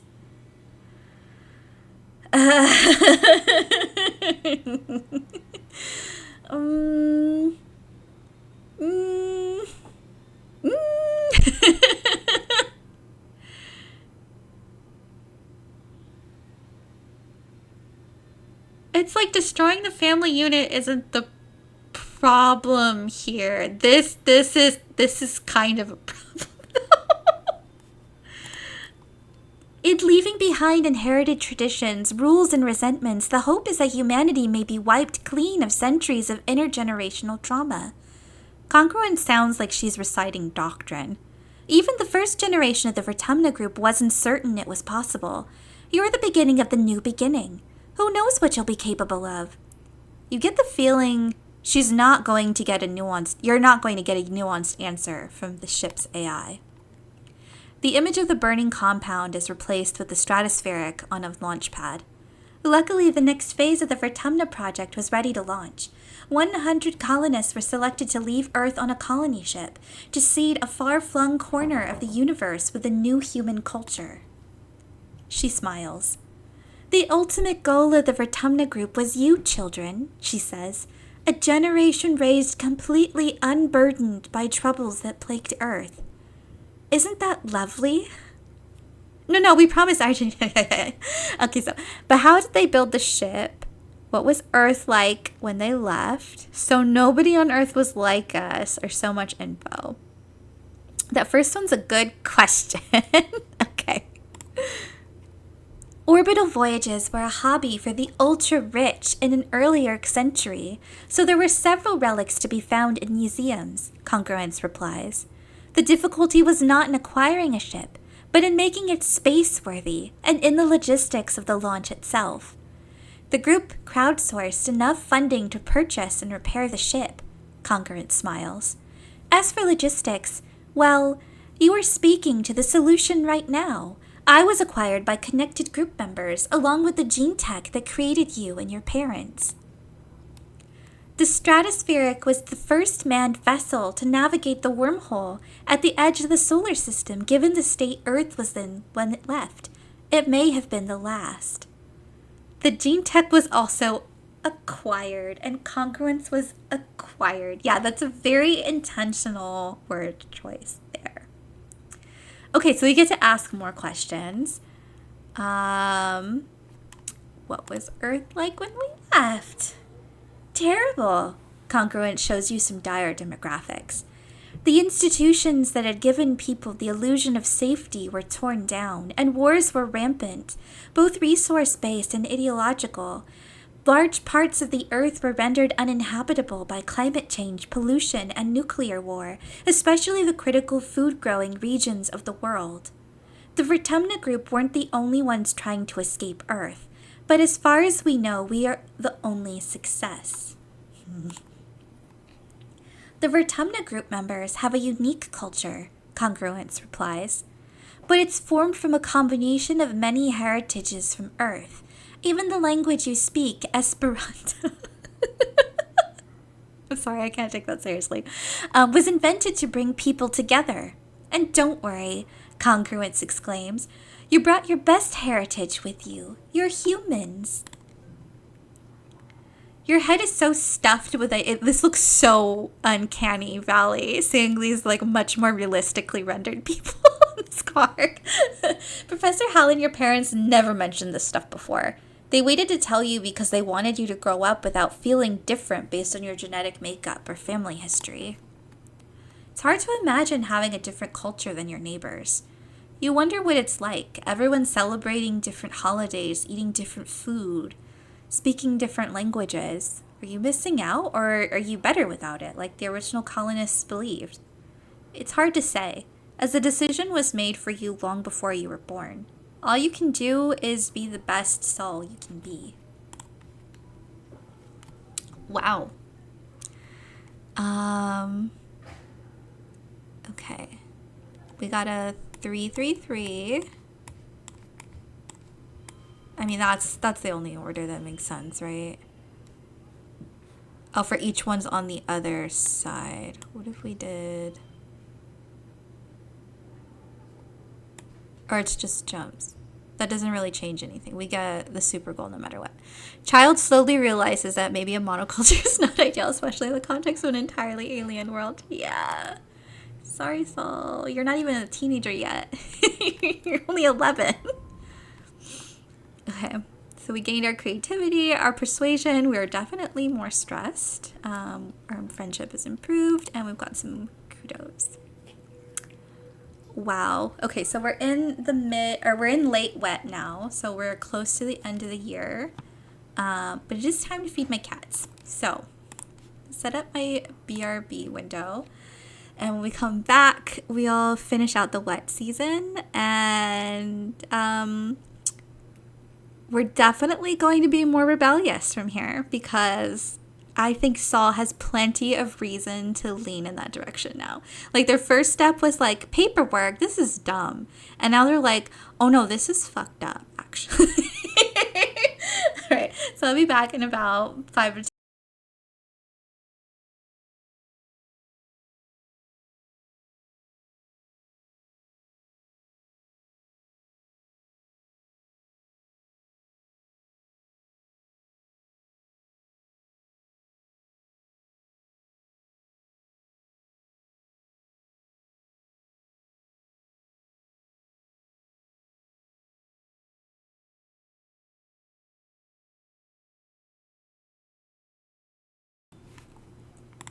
Okay, I'm back.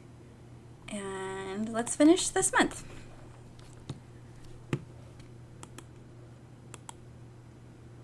Let's see, is there any activity happening?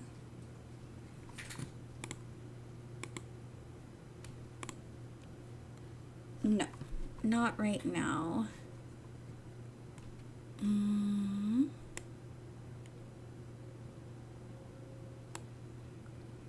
What can we do? We could go back and do some science. We can do some more work, but our bravery is still too low. I know we can't advance with that.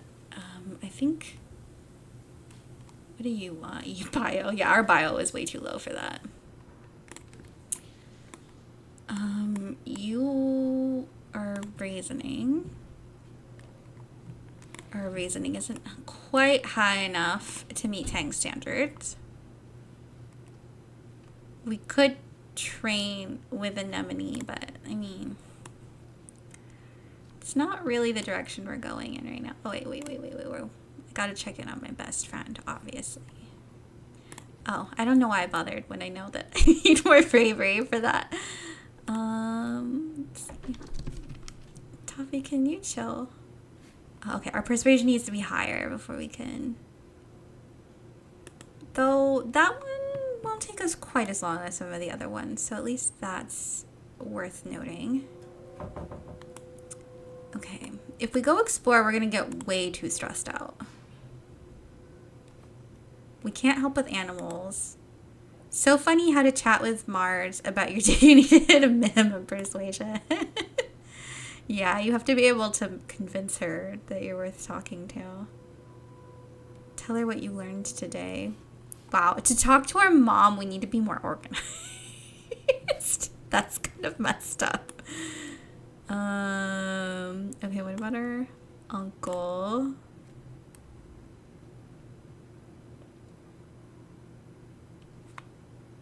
Okay, we're just like blocked no matter what, unless we want to sneak. But I think that would put a lot of stress on us for the next season.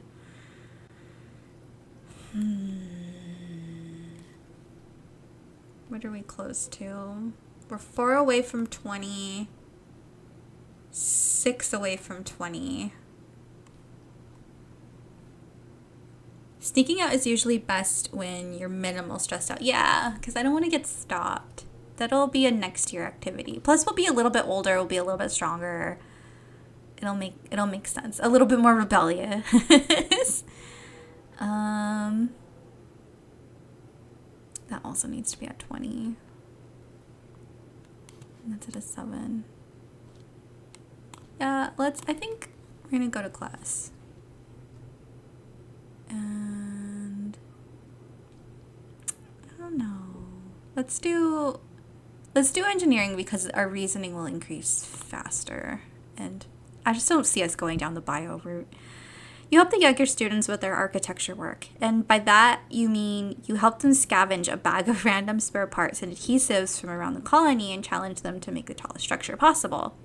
When that's predictably a disaster, you tell them to make the most structurally sound one instead. Okay. Card becomes blue if we put it here. So we put you there. No, we don't want that. So that's that value.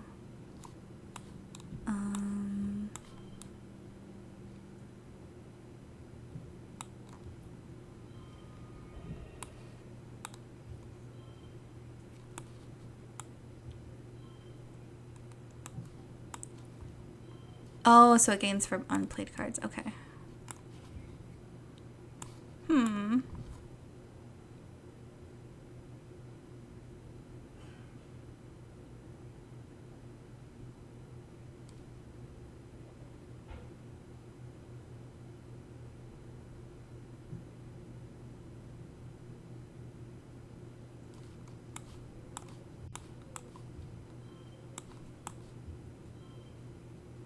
I mean, that helps us meet our goal. We're not like exceeding our goal. But if I put one more... No, that doesn't change it though. I mean, what happens if you do 0... Okay, 0, 1, 2...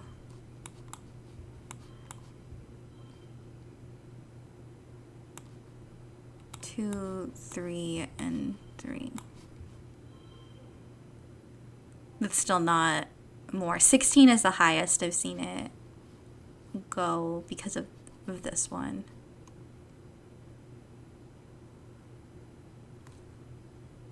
Plus then this one's like a different color.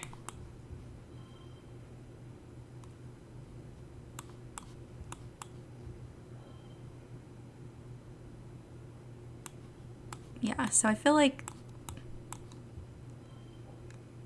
that's the best we can. I mean, we can add that arbitrarily and get a 16, but that's not going to give us the super, so it doesn't really make sense to do it. And I don't see the point in burning those. We're just going to get a regular win here. Engineering is not like our strongest suit anyway. But we got a +1 to it, and we got our +2 to reasoning, so it was still good. There's a commotion in the square. An expedition's vehicle has driven through the gates and is idling in the middle of the square, an unusual sight. People come down from command to investigate. Utopia gets out of the vehicle and trudges over to Uticott. After brief conversation, you see Uticott gesture for people to unload the vehicle and clear the area. You stay out of the way to see what they're unloading. It's a body. Chief Surveyor Tonan's body. Someone quickly covers him with a sheet, but not before the image of his torn open body is seared into your memory. However he died, it was violent and bloody. You feel your stomach cramp with nausea. What happened? Dis asks, coming over to crouch around the corner with you. You share that Uncle Tonin is dead, and he stares at the sheet-covered body intensely, as if he could see through it. Did they say how? Yeah, I think that's kind of where we're at right now. They never tell us the truth anyway. Nobody will tell the kids what really happened. Did something eat him? Did he get lost or fall off a cliff? Do they even know? Dis nods, frowning. They don't want us to know about the monsters and other worse stuff. They want us to think everything is fine, but it's not. This planet isn't as nice as they say it is. He shakes his head. They hate that they can't control us. You and Dis watch the adults carry Uncle Tonin's body away. From the way he's practically vibrating, you can tell Dis wants to ask more questions about what happened. After a few awkward minutes, he sneaks away without saying anything, probably to try to go take a look at the body. At least Tammy isn't around to see this, you think. At least they're together now. Wherever people go when they die. Dis probably knows how, to be honest. He's been outside the walls enough. They, the adults, or... You watch Utopia bend over to get a hug from Udicott. Wiping her eyes, she finally cries. Udicott has never been the most comfortable presence in your life, but it seems to help. Utopia will probably be the next chief surveyor. At 24, she'll be the youngest council member. She was only a toddler when the stratosphere left Earth. Apparently, her sharp eye and hoverbike flying skills are the best in expeditions.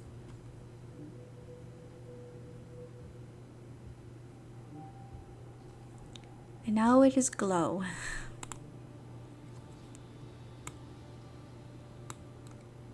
And we are very stressed out.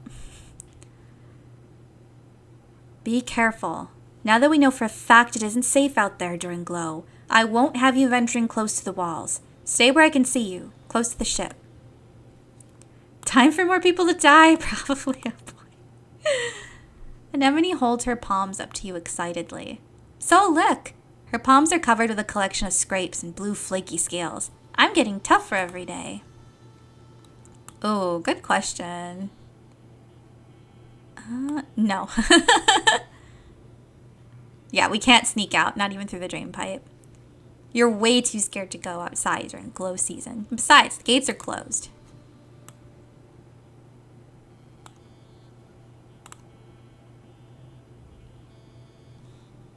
It's easier to read when it's dark. There's less glare. This is the best season. Oh, let's grab this.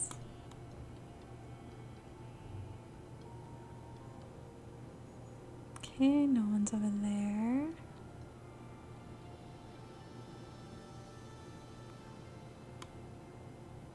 Where is everyone? Bunch of babies.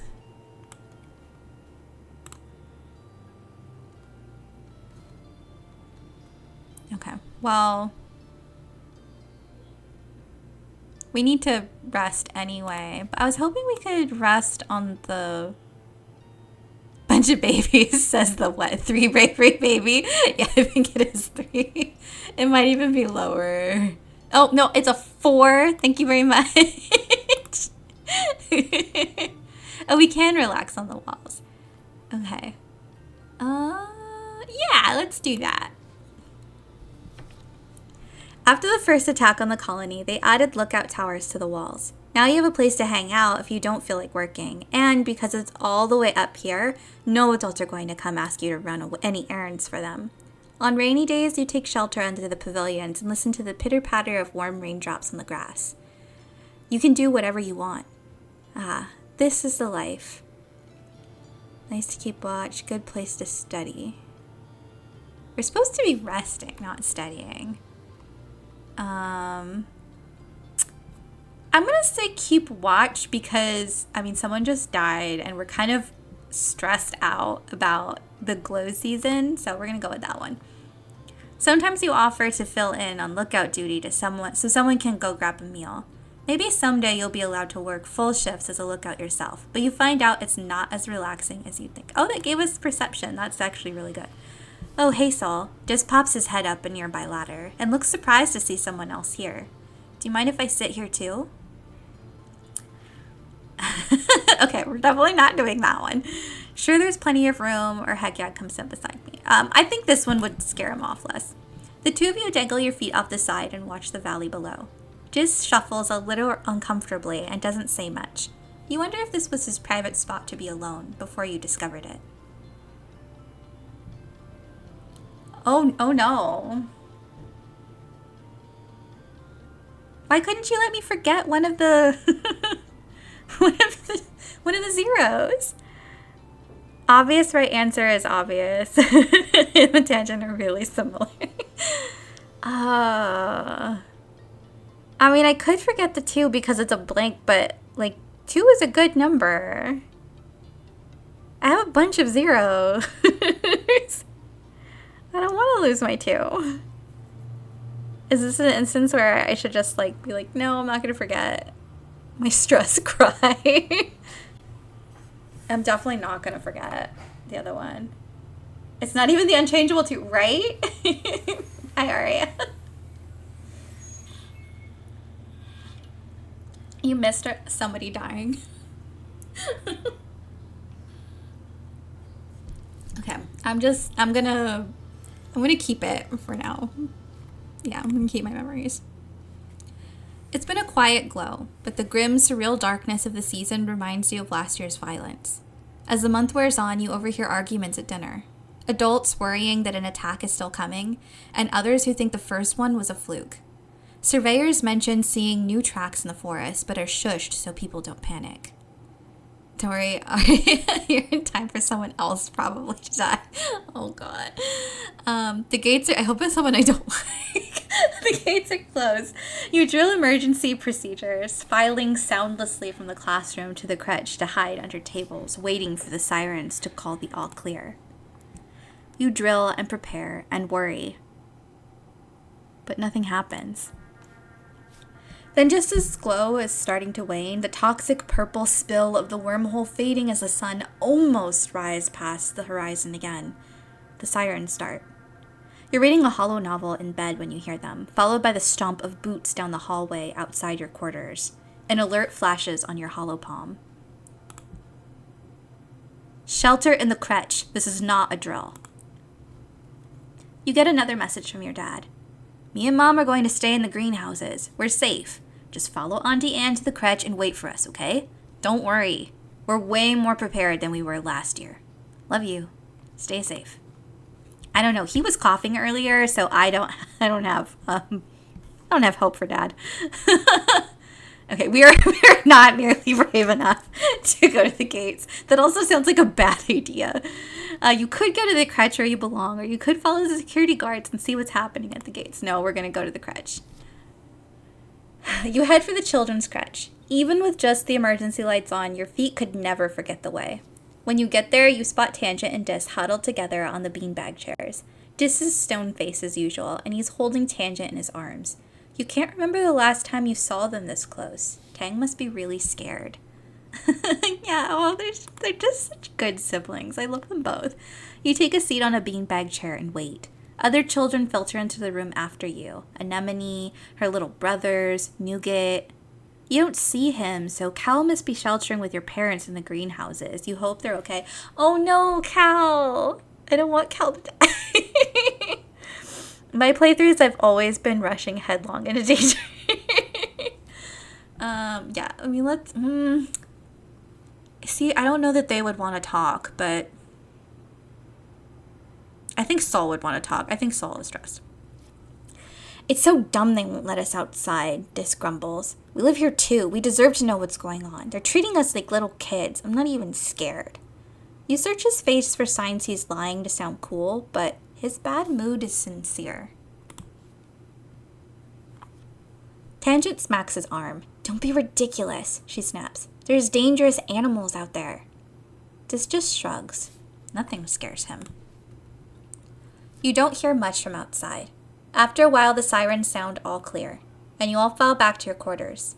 Your mom and dad join you right away and give you a big hug, and thank you for following their instructions. Just sitting there with Bravery 100. He's just waiting for me to challenge him to eat that worm. When things have calmed down, you overhear your parents talking. I'm not going to be the first to congratulate Rhett, but all of his defensive improvements were exactly what we needed, your mom grumbles. Ugh, he's going to be insufferable at the next council meeting. Your dad pats her hand. Credit where it's credit's due, Flubel, he says, and she smiles despite herself. Could have been worse. Your mom nods, and they both sit in silence before your dad speaks again. Poor Hal, he sighs. What a way to go. Oh boy. Oh no. Now we're going to be taught by the cult AI. Your parents startle. Hey, Pumpkinhead, your dad says. Yeah, they're going to announce it in a few hours, after everyone's had a chance to calm down. He didn't make it. This is not my concern. I'm not thinking about class right now. What happened? Don't worry about that, your mom replies, shooting your dad a look to keep him from talking. It's adult stuff, okay? You guys won't be able to go into the engineering wing for a little bit. Not until it's decontaminated. You curl up quietly to think. Professor Hal can't just die. He can't just be gone. He's your teacher. And the engineering wing is where you take classes. You can't imagine something bad happening in such a safe place. You fall asleep thinking for sure there's been some mistake.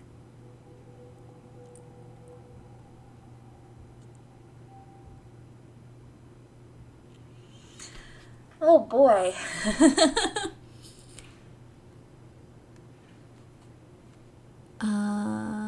Okay. So we lost some kudos. We de-stressed. Did our rebellion go down? No, we didn't gain rebellion, but we're at 10. And age 12 is where we're going to start to become a little bit more pushy because we have questions and people are not answering them.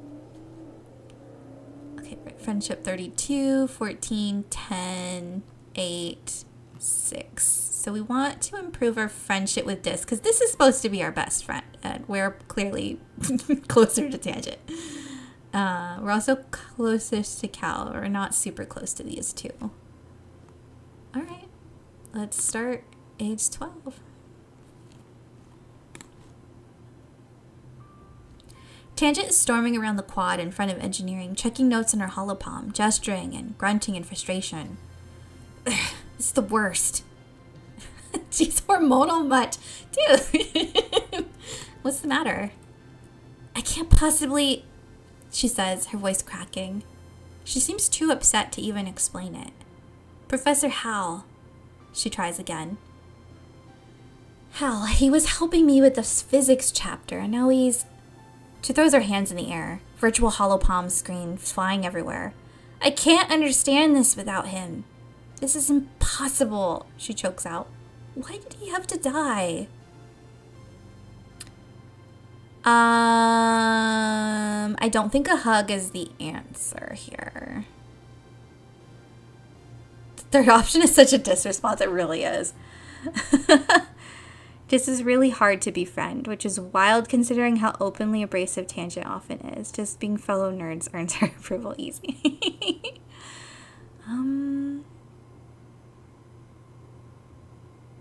I feel like she may not mind a hug. Yeah, because I was looking at, I miss him too, and I think that might pull out some tsundere in her and be like, I didn't say I miss him. So, yeah, let's go ahead and give her a hug. She stiffens, then lets you hold her. You can feel her shaking. You think she might be crying, but when she finally pulls away, her eyes are dry. Thank you, Sol, she says. I know we were having a hard time with this as well. Nothing is easy on Vertumna. Even when the adults can't protect themselves. It's obvious we're on our own out here. Not brainy enough to study, buddy. No, she's way smarter than us. Sorry. We did not go to class enough in engineering to... Tag nods, going back to her notes. Thank you, she mumbles. Okay. Oh, here's Dis too. Dis is sitting in the grass near the big gates that lead out to the jungle. He's just staring out into nothingness and picking absent-mindedly at the weeds. He pretends not to notice as you approach.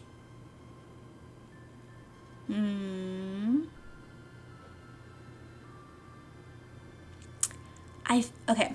I would not ask if he's okay. I would not tease him either. So it would either be, do you want to play a game or sit down with him? I think sit down is what I would do. That way, like, if he wants to talk, he can. So I'm going to sit down. He shifts uncomfortably, parallel stare in his face, uncomfortably as you sit, but doesn't say anything. You both just hang out, saying and doing nothing. Also, I really like the music for this season. It's really good. You're starting to wonder if Dis will ever acknowledge you when he says, I've gotta go. As he starts down the hill, he pauses and says, this is a good spot. I'll probably come back here tomorrow. Aww. That's his way of saying, like, you can come back here tomorrow, too. They're so autistic. All right. Too relatable.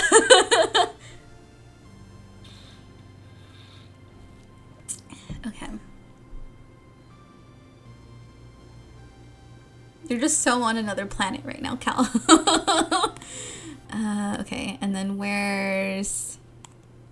You can pick this up. Okay. You don't have anything. We're one away from perception. So let's go ahead and do that right now. So we're going to deliver some supplies. You're charged with delivering a special package from Administrator Seek to Chief Engineer Instance. The wrapping is so fancy. Seek must have nano-printed the pretty handkerchief and ribbon especially for this package. You can't help but stare, but Seek snaps at you to mind your own business and get to work. Yikes. All right, touchy much? Tang laughs again when she sees you in engineering, holding Seek's gift. Again? She says, rolling her eyes. You try to hand her the package, but she looks at it like it's part of a stick of dynamite. Oh no, I don't want any part of this, she insists. Just go through those doors and give it to Instance if you want to ruin everyone's day. Why would you open this investigation? Destroy it and say you deliver it. Oh. I mean, if I open it, can I still deliver it and earn my kudos?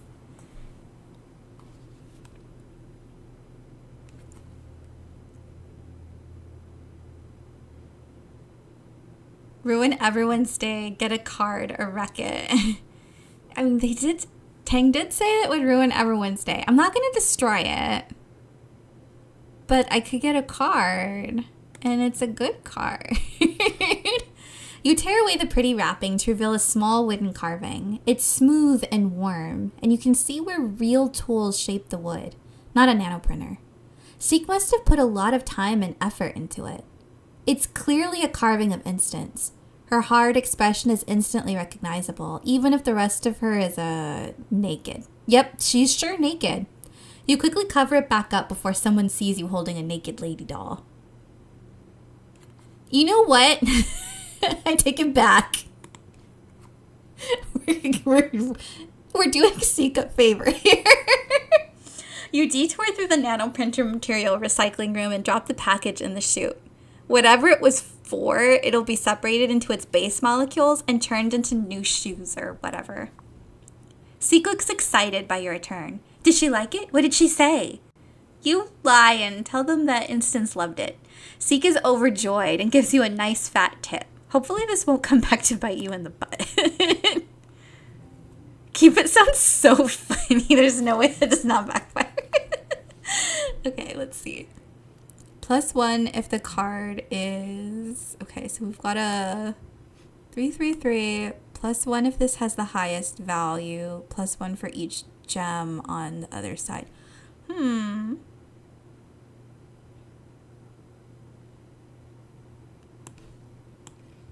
Can I do that?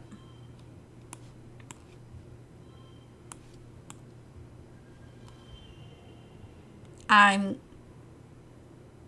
Is the super goal better than the 5 kudos?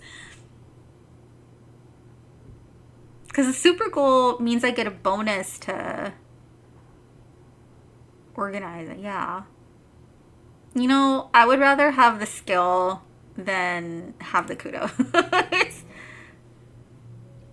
Victorious. And we benefited from our perception. You've been having weird dreams as usual. They seem to get worse around Glow. You wake from a dream that has tears drying on your face, though you can't remember why, just that you felt terrified. Whatever it was, it felt real enough that for a moment, you just lie in bed with your eyes closed and try to calm your breathing. You blearily rub your eyes and... Surprise! Oh, it's your birthday. Your dad leaps onto your bed and gives you a big cuddle. Happy birthday, little tomato head. 12 years old. Wow. Can you believe it? No, your mom answers for you, laughing as she hands you your presents. It was just yesterday Antecedent was showing me how to change your diaper. Because it's your birthday, your parents have brought in food from the canteen so you can all eat together on your bed. As you stuff your face with savory tofu chunks, you open your presents. Which one is your favorite? Okay. Oh, hey, a totally not premonition. Okay, so we can get a flower, which is a 0. Thanks, Mom. A toy xenofauna from Dad. That could be useful. Or a photophoner from Best Friend. Okay. Yeah, so that one's just a card that doesn't do anything. And these are both perks that we can equip. So we can either get +1 toughness or +1 to social. Astrontia works as a gift. Oh, okay, so you can give it to people. Who likes Astrontia, though? I mean, other than my mom. Like, who would that help me get closer to? Because I doubt gifts are universal, right?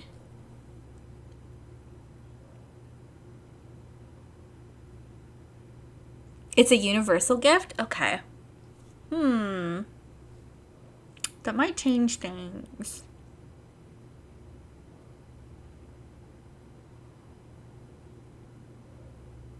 We haven't had any gifts, so Raren gives a big boost. Okay, yeah, so we are going to go with Mom's present. They're exotic because they came from Earth. I saved these seeds in cold storage for over 20 years just for this day, your mom says proudly. These are the first Earth flowers to bloom on Vertumna, white astrantia. She pinches your cheek. They're special, just like you. As your dad clears away the wrapping paper and the dishes from breakfast, your mom folds her hands on the table and gives you a serious look. Uh-oh. So, she says, we've been here 2 years now. I know your dad and I have always said you're in charge of your schedule, but we've been keeping an eye on you. A loving eye, your dad interjects, stuffing wrapping paper into the recycler pickup bin. A trusting, gentle eye. Cake is similar, except that one specific person hates cake. Who would hate cake?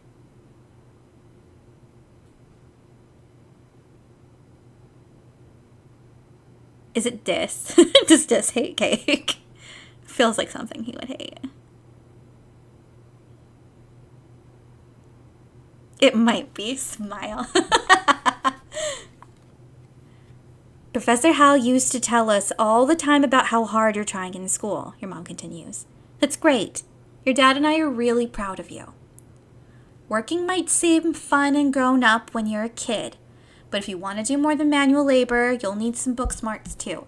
Are you calling me out? Your dad joins you again. So it's time to start thinking about how you're going to contribute to the colony when you're older. At the look on your face, he laughs. Don't worry, we're not going to make you get a job right now. I'm just asking, what do you want to be when you grow up? Okay, we can't be a monster hunter because we have 4 bravery. All right, let's see. A farmer like you two sounds like a lie. A teacher like Professor Hal sounds noble, but probably not realistic for Saul. A parent with like 10 kids is an absolute no.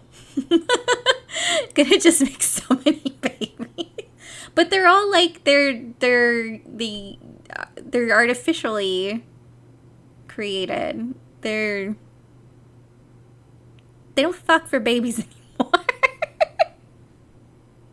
So that wouldn't happen. Captain of the sports ball team, no. A famous idol, I think my parents would be like, no. Governor of Vertumna, no. Do I have to decide right now? I mean, that's what I think a kid's answer should be. You're only 12. Why are you gonna know? Hovering to see the cards might be useful. Okay.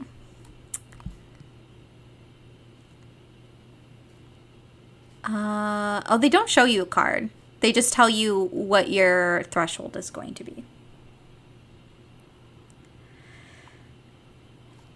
So these ones are the social skills. These are the mind skills, and these ones are our like brawn or whatever it's called. Taking over the colony isn't the worst goal, and they don't have to know that that's the plan. to start another revolution. I think this is unrealistic. This is a no. This is unrealistic. I don't get the impression that Saul would go for this. This Saul would go for that either. So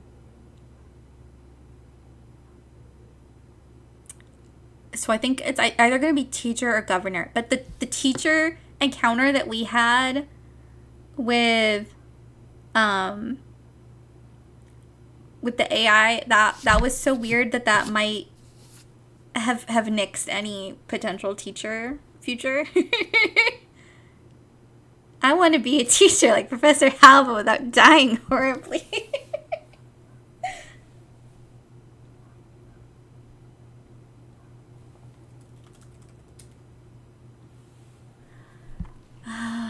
Okay.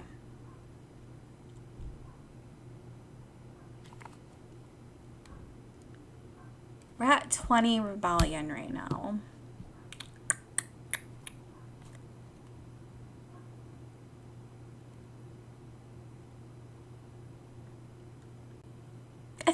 I think we'll go with this because it sounds like, this is a noble endeavor.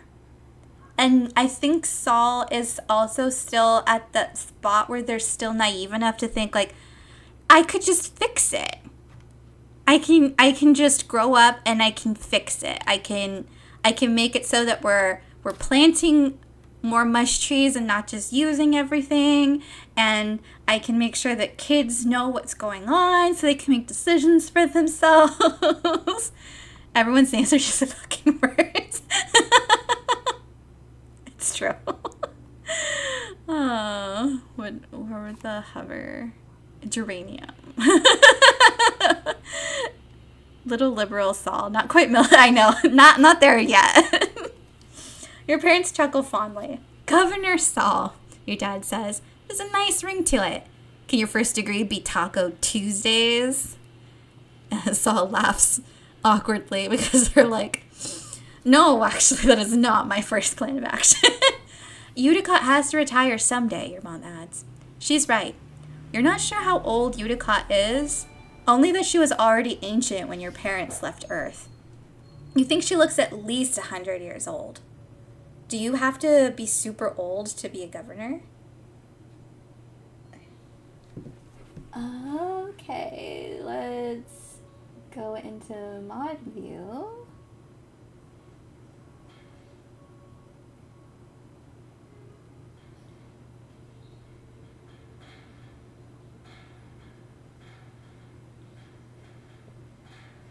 Boop. There we go. Okay. Well, your mom starts to get up. I'm sure your friends all want to wish you a happy birthday. She stops and snaps her fingers. Oh, You might not have considered a career as a depot clerk, but AI and Bernie mentioned their daughter Mars is working there, and she needs some help. Now that people can freely order luxuries, it's pretty busy there. Yeah, I want to become a business person. That's my life's mission, Mom. Sure beats shoveling dirt, your dad laughs. If you don't take that job, you tell Mars I'll be right there. Your mom rolls her eyes and smiles. Automob loves yelling at me, but Twitch chat can't catch the exact same copy-pasted message from obvious scam bots. So I was reading through, like, the list of mod actions on my app of all the things that it's had me add to the permitted words list because of you. Cretin. Pervert. Perverts. Perverts again. Pervert, but capitalized. Pervert question mark. Masturbate. She's such a perv. Scumbag. Scumbag weirdo. Perv, lowercase. I'll fuck your mom. Pervert, space, hyphen. Kiss her, which is like the most PG one in the whole list. Whore. Pervy, enclosed in quotation marks. Kissed her. Pervy, again. Fuck ups, period, end parentheses. Slutty, slutty. Sexuality, sex, or gender, L1. I don't know why that one was even flagged. Climax. Fucks. To fuck it, in all caps. Scumbag. Fuckers, period. Slutty. Up their butts, in all caps. Motherfucker. Pretty gay.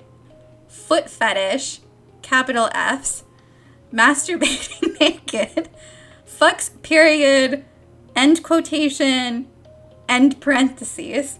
Fuckers and fucked thing.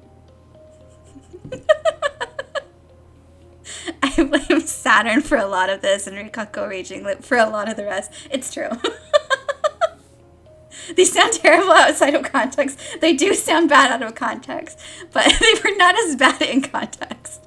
And again, the kissing ones make no sense. I don't know why AutoMod flagged those at all, and I don't know why it's flagged like literally every iteration of perv that you have.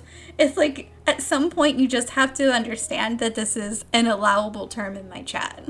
Thanks, AutoMod. Okay, anyway. We have a new perk. All collectibles are going to glow when we see them. Oh, hey, Soul, Mars says, breezing past you. I'm sorry, I can't talk now. I'm on my way to work in command. She stops when you don't sound amazed enough. You know, the supply depot, she clarified. It's the most important job in the whole colony. Anything that gets made here goes through me first.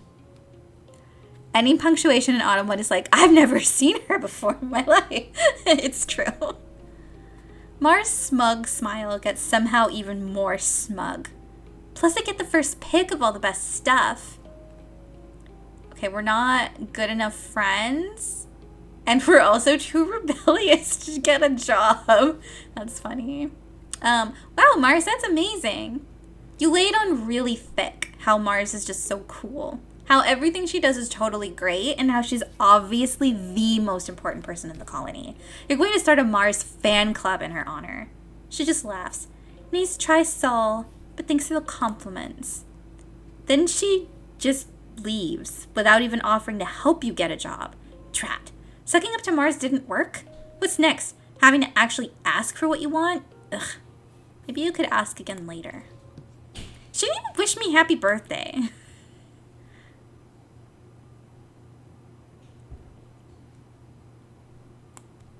Are you gonna wish me a happy birthday?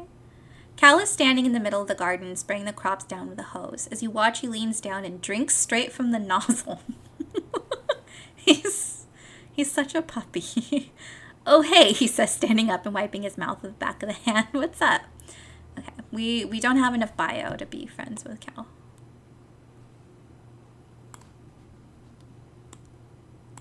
And we're still not brave enough to do this.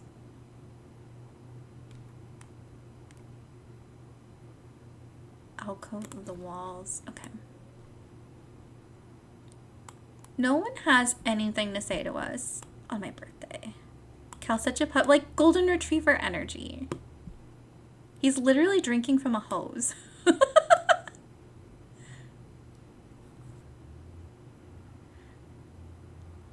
Okay. Well, let me look at the supply depot. I don't have enough money to buy anything, but this went up. I don't remember this being 100 last time.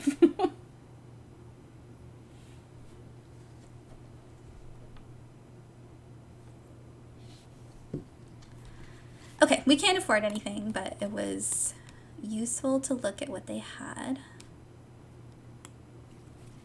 Where are we with everything? Our tough is getting closer. Organization is getting closer, but they're not that close. This is the beginning of quiet, right? We could, or no, is this mid-quiet? I think it's mid-quiet. Our stress is low enough that we could try to sneak out.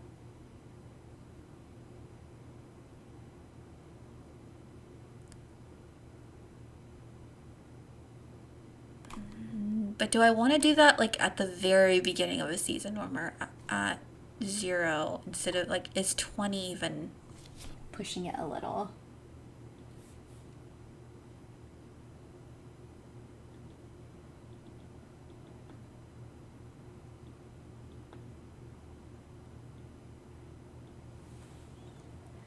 Why is the little menu thingy highlighted? Menu thingy?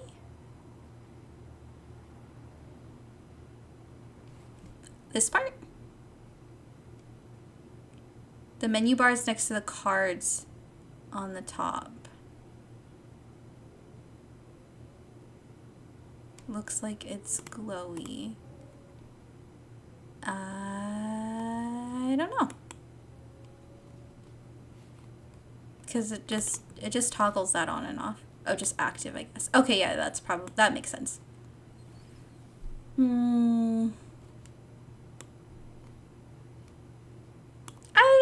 I think we'll go up. You aren't going to catch Chief Surveyor Utopia unawares.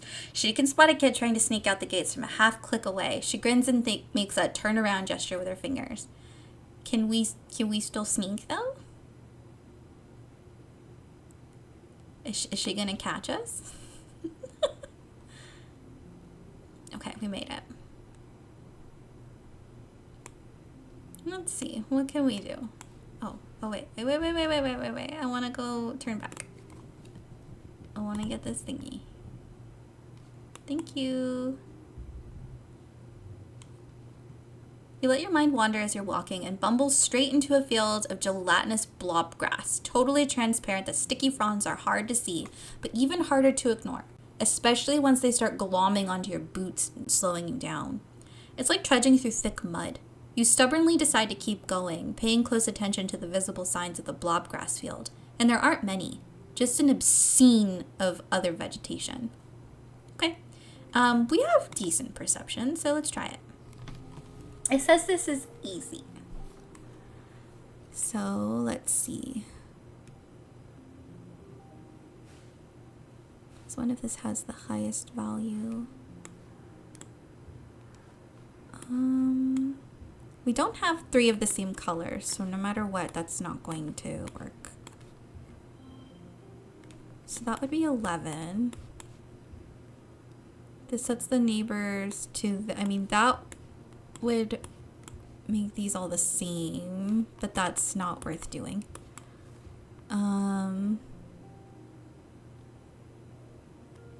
We can go 2, 2.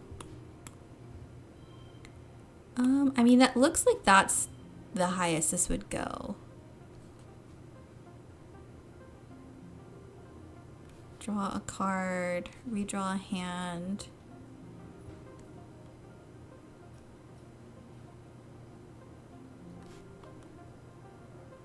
+5 animals, +1 to all fleshes. I probably should have changed my equipment. Oh no, I didn't end up picking an equipment card. I ended up picking a gift. It's 3 rounds, so letting the first one be decent is just fine. Yeah, I think that's the best we can do this time. Okay. +1 for each gem on other cards.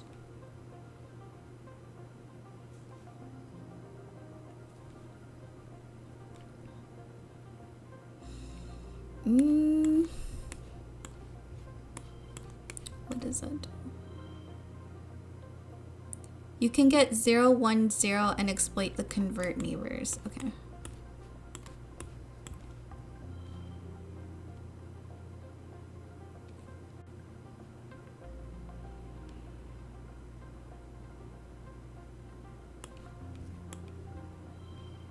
That's 13 and that becomes... They're both 13 no matter what. So I'm gonna save that one.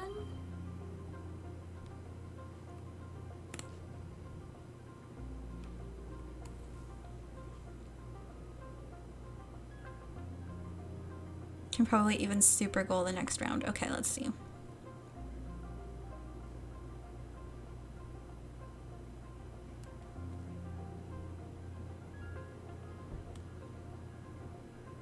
+1 if the card is -2 to brain challenges. 0 gives you +1 skill.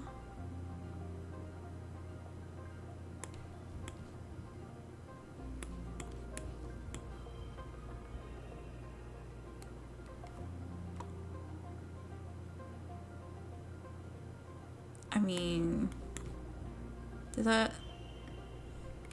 Yeah, it doesn't really change anything. We still get the super goal, so it's whatever. Yay! So we get a lot of perception, so that's nice. We got some kudos. There it is. You can hop along from that rock to the fallen log, then climb over those old pieces of surveying equipment. You get through the villainous blob grass. You spend a bunch of time on it though, and it takes tricky balancing. It's tiring. But we did it. Some time has passed.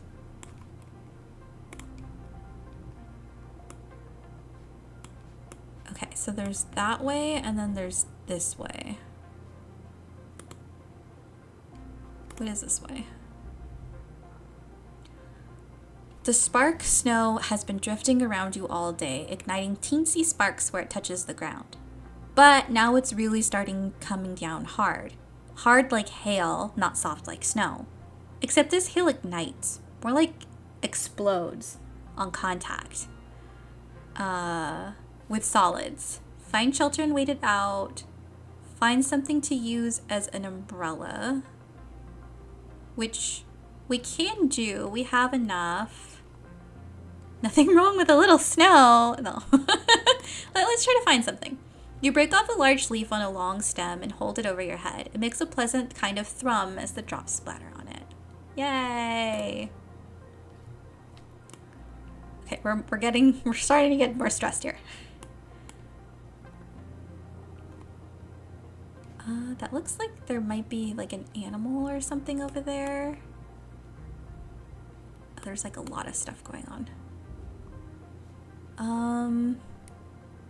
What's here? You're minding your own business when you stumble into... Uh-oh. There's something here. Something invisible that makes the hairs on your arms stand on end, like an electric aura. As you walk forward, it begins to feel like something nipping at your ankles, but when you look down, there's nothing there. You back away. The sensation stops. You move forward. Oh, it's worse. The feeling is like tiny electric bites and is growing more intense. Some kind of microscopic gnats? An electric field of some sort? It hurts, but maybe you can find a way to avoid it and get through the area. I want to see what our other options are.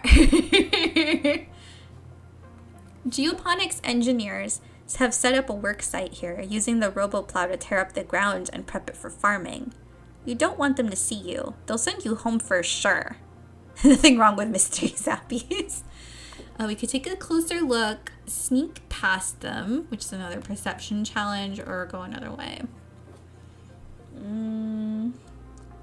I don't want to get sent home. Can we reach this thing, or do we have to do this pass first? I think we have to make it through this first. Yeah, we need to commit. Let's do these zappies. I think this would be better than trying to get around the adults.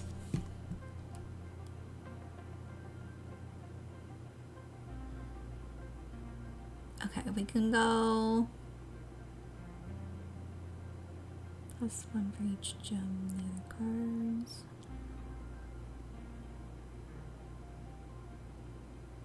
I mean, we can't do 3 numbers in a row. We can do all blue.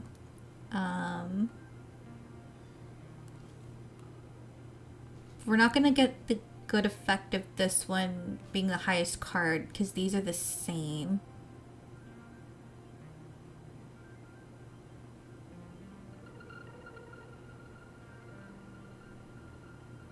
One, 3, 5 doesn't seem very maximizing either. Unless you did 0, 1 tangent, the bonus wouldn't apply. Yeah, I don't know. Let me see what. That would be a 7. If we do 1, 3, 5. That's a 13. That's not bad. I mean, this 5 could probably be boosted better in a different. What's 1, 3, 3? It's a 12. So it's just a 1 difference if we want to save this for later.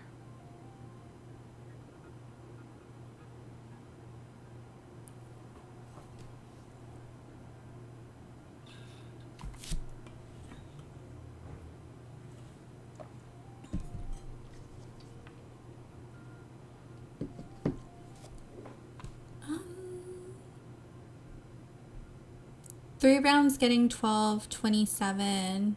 First round is solid. Yeah. Okay, let's save the 5.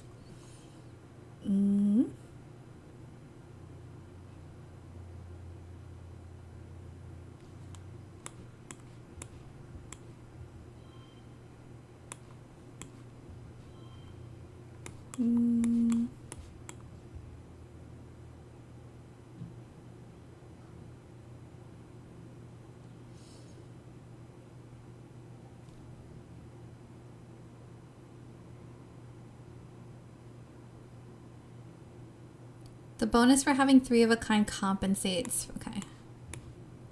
That's what I was wondering, if that would make it worth it. But then neither of these is really getting boosted that much. But we only need a 15 in the next round.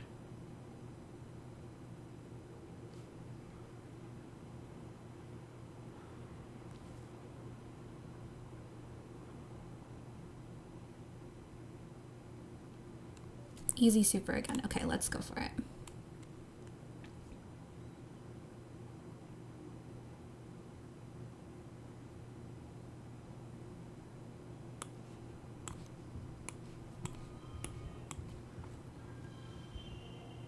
Yay!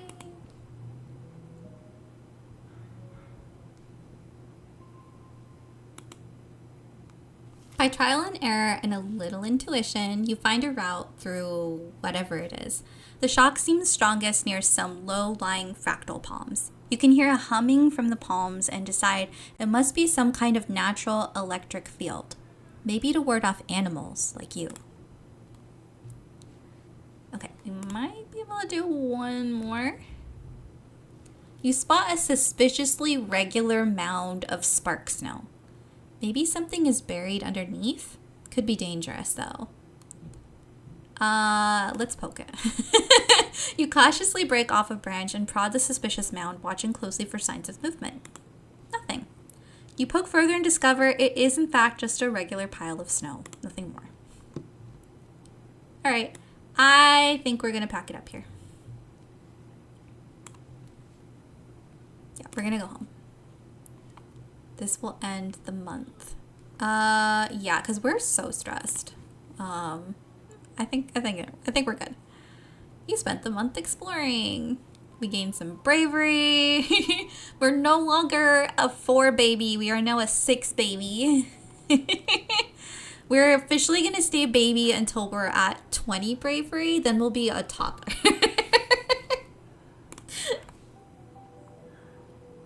Okay, we're in quiet now. We're in late quiet. Okay. What can we do? Does anyone have anything for us to do? No. I love you had no interaction with this, but still got +1 just because he absolutely saw you out there and respects that. Yeah. He's just like nodding, like, yeah. Good job. You poke that snow pile. Okay. What shall we do? I think we should go... Oh, no, wait. We need to rest. Okay. Last time we rested with Dis. Let's relax in... Well, I mean, is there a benefit to relaxing in the lounge now? Because the other one gets us a bonus with Dis, and this one doesn't. Like, this one is just removing your stress. I don't remember if this one also has, like, little interactions, though. Like, if I can interact with other people than Dis. It's so hard to level friendship. Yeah. I want to see where it goes. Okay, so we're going to go to the walls. And go relax. Most of the time you're alone up here, except for the occasional passing guard, but sometimes you're joined by Dis. He barely looks up at you as you plop down and kick your feet through the railing and over the edge. He looks like he's doodling on his hollow pad. You see all sorts of plants, mushrooms, little creatures with too many eyes or too many legs. He has a selection of plant samples at his side, like artist paintbrushes laid out on a trowel. He must be quite the junior botanist. He's not drawing plants right now, though. He's actually drawing a person, and not anyone you recognize from the colony. They have long, dark hair and a pointed face, and are covered from neck to toe in floaty black robes. They look neat. You wonder if they're Dis's original character or something, like his super cool goth self insert. His little deviant art OC. That looks nice. Is that supposed to be you, but cooler? Okay, okay, we're not going to ignore him. I wonder if he'd feel too called out if we say, is that supposed to be you? Cooler. I'm just going to say that looks nice. Dis smiles shyly, but doesn't look away from his drawing. Thanks, he mumbles. I'm not very good at drawing him yet. Oh, what a baby. Okay, we're going to forget giggling. Why would we remember giggling as a baby? Whereas equal eyes, like, yeah, we're going to keep that. All right. We forgot giggling. Okay, it's now early pollen. Do I want to keep going? It's only 11:07. I feel I'm not tired, and it's Friday. I think I can keep going. Okay, anything for us to do? Oh. Found an egg. We have a few, where is it? Okay, yeah. So those two, I just haven't had to use that yet. Where did our... Oh, they're probably stored in here, maybe? No.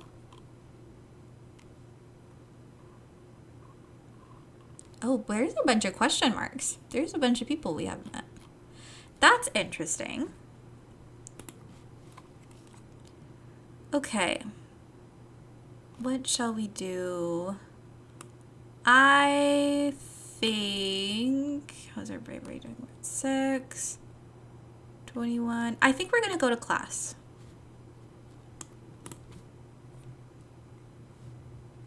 We're going to study humanities again. You're running late for humanities classes when you arrive. Everyone is gathered in the beanbags around the room's big hollow projector. Ship's computer congruence is displayed on it. She's giving today's lesson regarding an old book of Earth poetry. You sit down next to Tang and nudge her and motion, "What's up with this?" Tang frowns at you. "You missed the announcement," she whispers. "Because Professor Hal died, congruence will be teaching this class from now on." Then she frowns at everything in general. "They said everyone else who might be qualified is too busy, and no, they didn't ask me." I'm going to say I miss Professor Hal. You try to keep your voice down, but congruence literally has ears everywhere. "I miss Professor Hal as well," she says, her monitor swinging over to you. "He was a very special human." "Wait," you ask out loud. "Congruence can like people?" "Of course I can like people," she replies. There's humor in her, not a voice. "I carried you inside of me for 20 years after all. How can I not get attached?" Being a sweet little weirdo. Okay, so any card here gets a +1. But this is unchangeable, so we put that one there.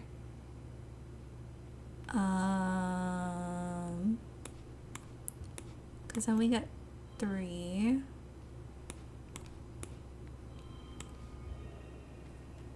Okay, can we do even better? That's a 17, but that's an 18. What happens if you do 2, 2, 0? So we flip those. It does increase it. But I think this is probably the best we can do, and it's not going to get us to the super. Unless I use something, maybe. No, I think I'm fine with this. We still got +3 creativity, +2 persuasion. It's pretty good. We're getting closer for creativity. Yeah. Those challenges near the end of the year always kick my butt if I don't have items.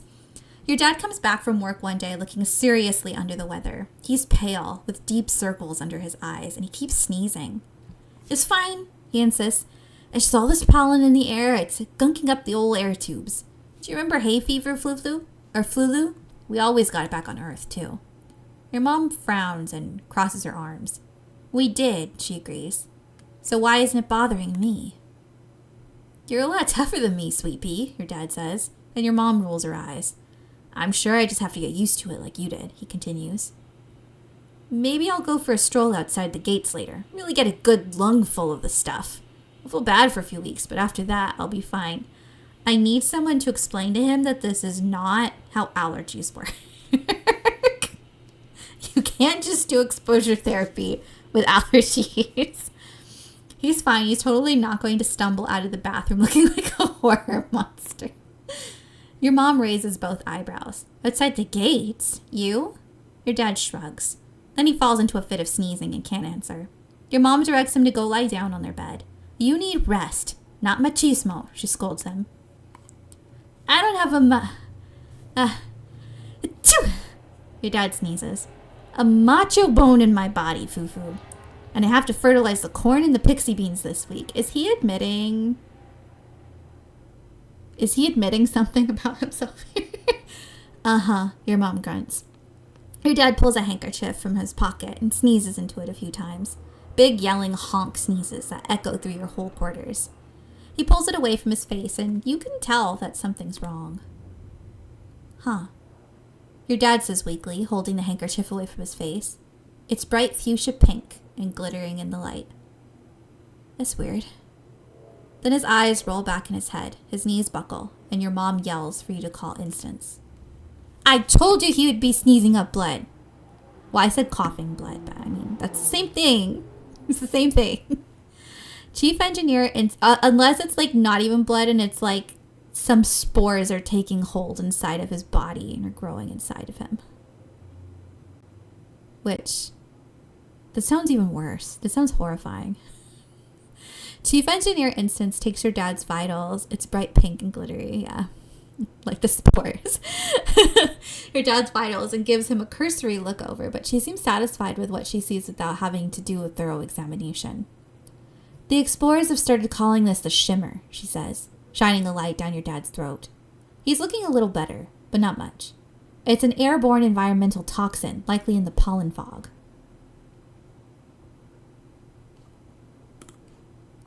It doesn't seem to cause long-term damage to the body, Instance explains.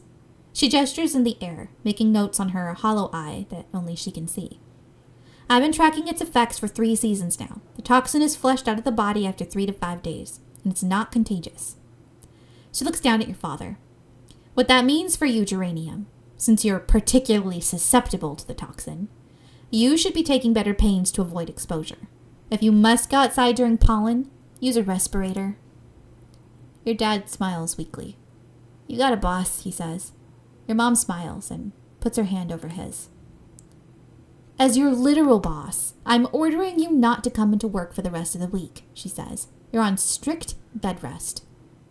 She leans in to touch her forehead to his. They stay like that, smiling with relief.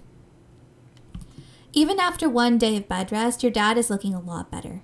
He's clearly anxious to get back out into the fields. You're gonna love this new crop, Saul. It's called a pixie bean. Glow in the dark. He's already putting on his boots. The field looks so beautiful at night. I'm happy that we finally found something that would actually grow here that isn't soy, and more soy. We're on Dad Watch 2024. Prospects are not looking good that he makes it through the year. Your hollow palm pulses with a message from Tang. Hello, Saul. If you're not occupied, could I ask for your assistance in the lab? Thank you in advance. Tangent. Typical Tang. But her asking for help is something so rare that you can't help but head right over there. You find her hunched over a spectrometer, making notes on a hollow screen. Oh, you're here, she says, blinking rapidly. She looks like she's been awake for days, wrinkled, a little shiny, and with the wild-eyed look of someone who needs a cup of blep tea. Blep tea? All I can think of with blep is like a cat poking its tongue out. Came as soon as I could. It just happened to be nearby. How can I help? I'm going to say, how can I help? I'm researching the shimmer, the respiratory illness some people report during pollen, she says. I'm loath to admit it, but I need your assistance. She takes 4 vials with swabs inside and puts them into your hands. I need recent saliva samples from both you and your father, she says. There must be a reason why he's so susceptible to the shimmer and you're not. You share half of your genetic code with him. There must be some marker we can compare between the 2 samples. Then, she continues, pulling another vial from a rack of test tubes, administer this to yourselves. Wait 3 days and take the samples again. The test should be able to determine if anything in your body chemistry has changed. Tang looks at you very seriously, cutting through her bleary expression. There's something going on here, she whispers. Something really, really big. I've begun to realize this is about more than just curing a disease. She squeezes your hand so hard it almost hurts. Unlocking the secrets of the shimmer, who it affects and why. It could lead to a greater understanding of all life on Vertumna. And knowledge. Knowledge is more than power, Saul. It's control. She sounds like she might have been in a manic moment. And definitely needs a nap and some food and to take care of her needs. I'm not going to say no way. The only answers that Tang will accept is probably the second one. The first one's probably the responsible thing to say. But Saul is also worried about their dad and doesn't really trust the whole he's got his boots on and he's going out. Hyper-focusing to your own detriment? Never. You know what? We're gonna do it. Thank you, Tang says. I've been researching so hard I think my eyes are going to fall out of my head. And for what? Well, for the end of a debilitating disease is a pretty good reason, but Tang just shakes her head at herself before you can answer. We're at a disadvantage here, she mutters. We're fighting blind. We need to understand this planet if we're going to get it under our control. Her and Dis have such polar opposite takes on the same things, though. I know. She's like, we gotta control the planet. And Dis is like, yeah. He's like, this planet is beautiful, though, and we're clearly, like, messing it up. Okay. So that's what we're gonna do. We just did this. We could try to boost our reasoning. We could also work. We're not going back out for sure.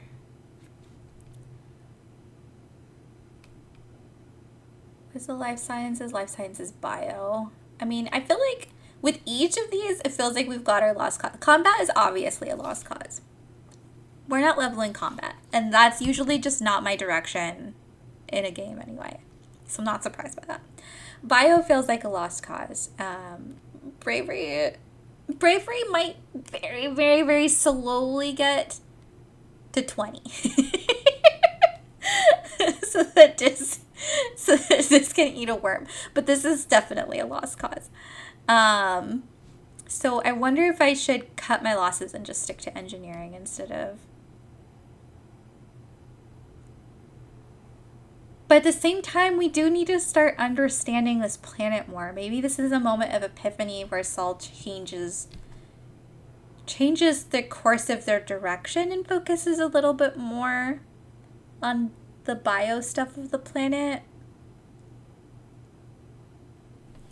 I like trying to rationalize my decisions like that. I think this makes sense with where Saul is at right now.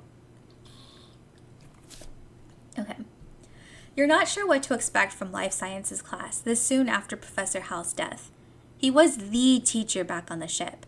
Who could possibly replace him? You take your seat in class. There's no teacher here yet.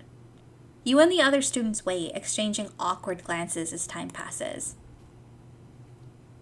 Eventually, Chief Engineer Instance breezes through the door. She's accompanied by Tang, who takes a seat beside you, barely giving you a second look.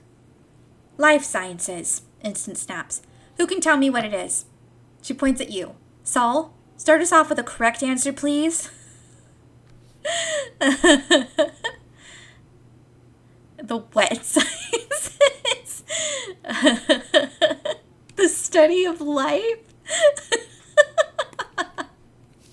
You easily rattle off the subject names. Instant doesn't look pleased, but she doesn't look disappointed either. That's about as good as you ever get from her, honestly, so you can count that as a win. Tangent stops you on your way to class. So, were you heading to life sciences? Good. I could use your help with something, actually. I'm working with Chief Engineer Instance in the biolab. If you give me a hand with it, I'm sure she'll give you credit for the class. Okay. Honestly, admits Tang, we just need somebody to label petri dishes and move them from the cooler to different machines. A hot-buy could do it. Instance is staring, unfocused, at her hollow eye as she processes the results of the scans. Tang goes and stands beside her, pulling up the scan on her hollow palm. They confer quietly while you wait. Sounds like they're studying the shimmer, the mysterious illness some colonists get during pollen every year, including your dad.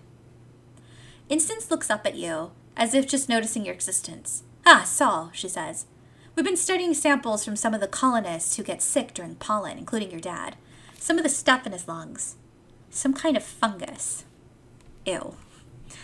We think the shimmer is a form of reproduction, Tang explains. It's like a fungus trying to turn us into more fungus like it. It's really neat, actually.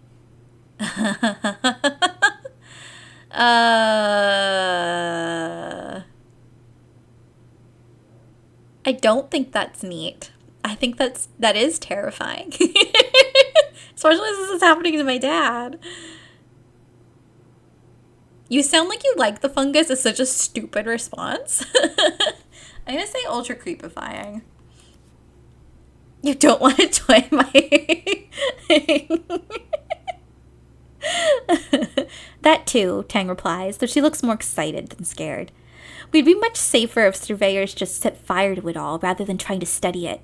Who knows what else is out there trying to kill us? You spend the rest of the week trying to help them study the illness. Mostly this involves following instructions and doing as Tang loves to repeat. Jobs a hot eye could do. Nothing beats hands-on experience, though. Playing confused do not set fire to the planet. This would be easier if we had an actual sample of the fungus, Instance remarks.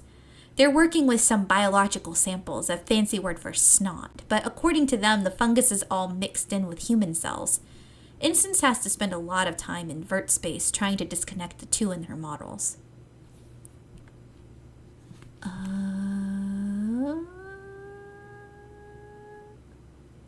mean, the answer is probably far. This 12-year-old can actually totally get you a sample perfectly legitimately.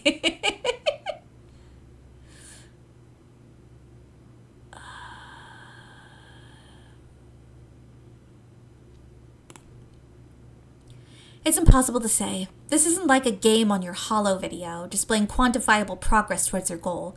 The truth is not so easily known. You take that to mean she doesn't have any idea. Yeah, Saul would never do that. Okay, card becomes mental blue. Okay. We got a 3, 3, 3. Yay!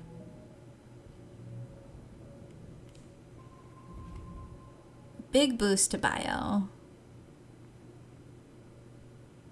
Instant seems the type to just know that and ignore it so long as it helps her work. Yeah. Okay, we are now in mid-pollen. Let's take a sweep around. We have been ignoring poor Anemone. Sorry, Anemone. It's just not your route. Okay. What should we do? That's fine. Happy. Oh god. Anemone's gonna die, isn't she? Oh boy.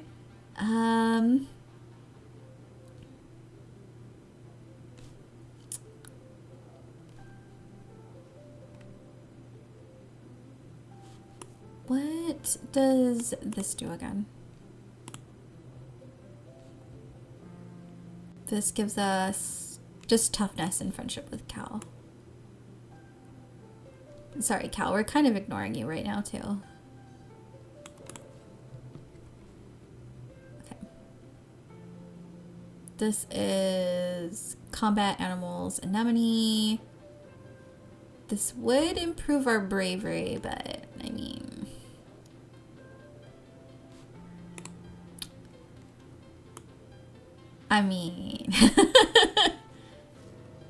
Okay, so we could do another class. We could work to get some more kudos. Or we could train something. Could always sneak out and see if you can grab a sample. You know, that's not a bad idea.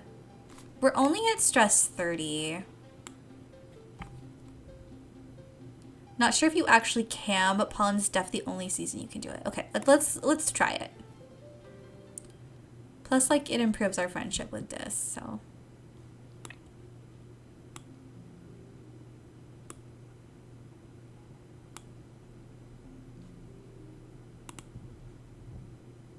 Oh, okay. It's just roots.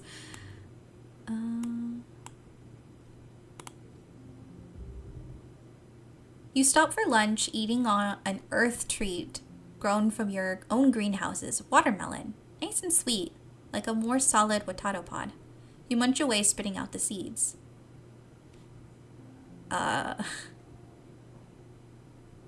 Why would we practice spitting the seeds?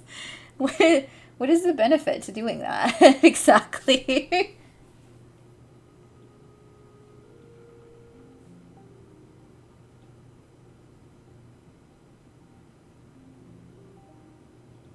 I'm guessing this is between skill up versus stress down. Oh, okay.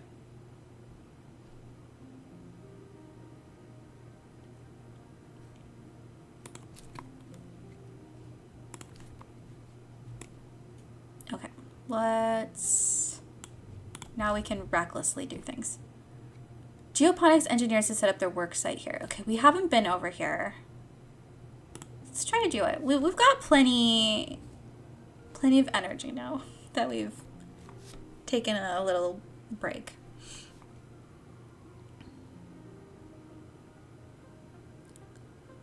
So we got +1 if this card is mined, which would take that to a 5, and then we have 2 5s.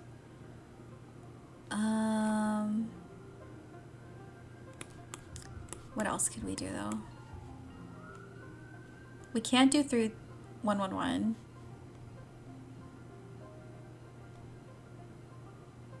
That might actually just be the best we can do, which is kind of a bummer. You could do 103? Like that. That way we can save these two. Yeah, I think that's probably the best. Okay, let's see. +1 for each. We could do... That gets us nothing, but it gets rid of it. 2, 3. Then we need 18 next round. It's kind of a lot.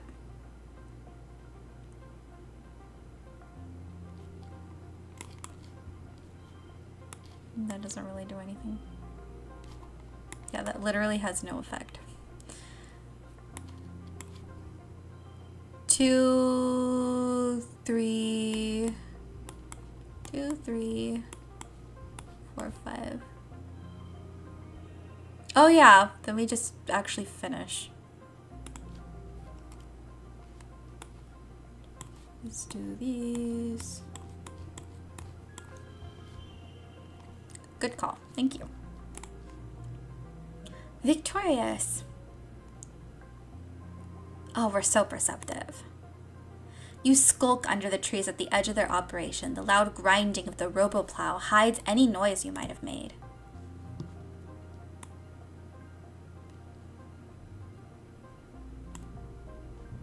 Oh, look, it's Dis. You spot Dis sitting in a clearing, but not before he sees you first. Instead of sneaking away as usual, he stays still as you approach. Like it's totally natural that he'd be sitting in the middle of the jungle, so far away from the colony.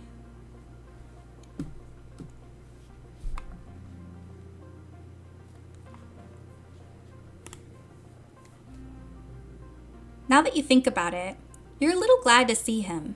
You are so far away that you can't see the walls anymore, and it's really weird out here, and it's getting late.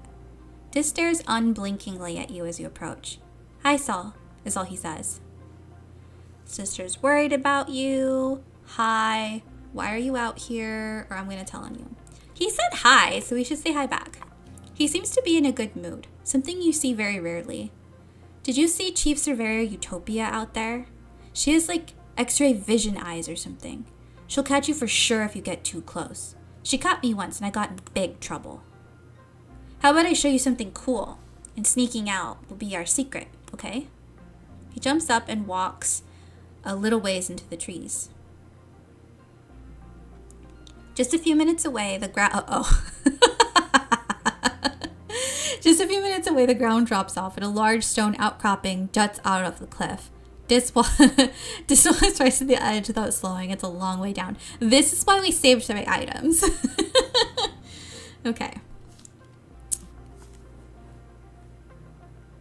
Let's see.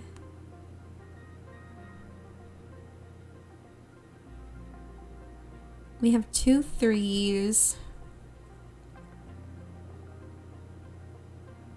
We do get a bonus for the unplayed 3s. We don't get this bonus effect here. +1 for unplayed might be good here. So that would be 8, but this would be 12. Is it worth it to burn this card?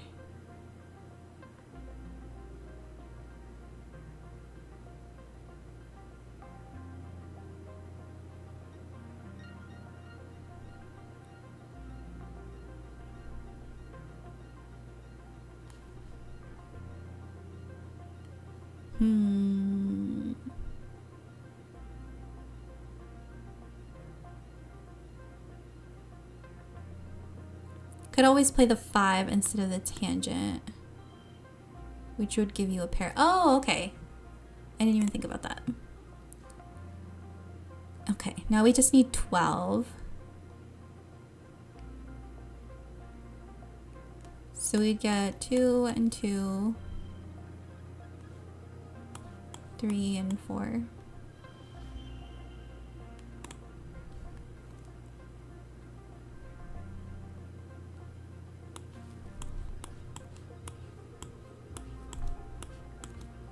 It really doesn't matter. We've already finished. Super cool fighting round 3. Yay! We're bravery is just inching forward. Oh, we get a special card. It's so pretty. You bravely step onto the rock and walk out to the edge of this. You both sit down, feet dangling over the precipice, and look out at the amazing view. It's incredible. You snap a picture with your hollow palm, but you won't share it on the net. This is your secret. Yours and Dis's. Aww, so cute. Okay, yeah. We're gonna keep going. We're not even stressed. We've got this. Give us some mushroom, please. You come across a cluster of mush trees. They're not fully grown yet, but they're still pretty big. It might be good to harvest them before they get all gross and mushy during the rainy season. If you were older, you could probably cut them down and get some kudos for them. Give them a friendly pat. You like the mush trees. You give one a pat and are surprised when it moves under your hand. It's not the tree though, but a camouflaged creature lying against the trunk.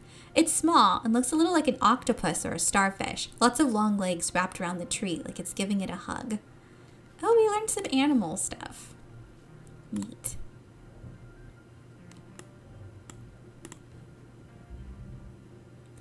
The planet is full of all sorts of bugs. Little wrigglers, hopping beetles, shining creepers, and snaily things. Oh my.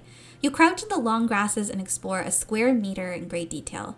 There's so much to see. You don't even know what any of these things are. They might not even have names yet. Let's just watch. You stare with big eyes at the wonders of the natural world.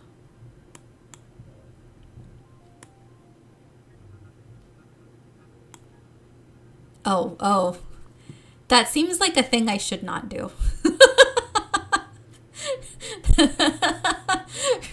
Retreat.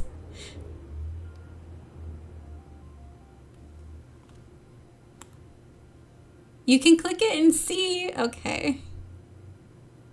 What is our bravery again? We're 7. We're still babies, but we're bigger babies.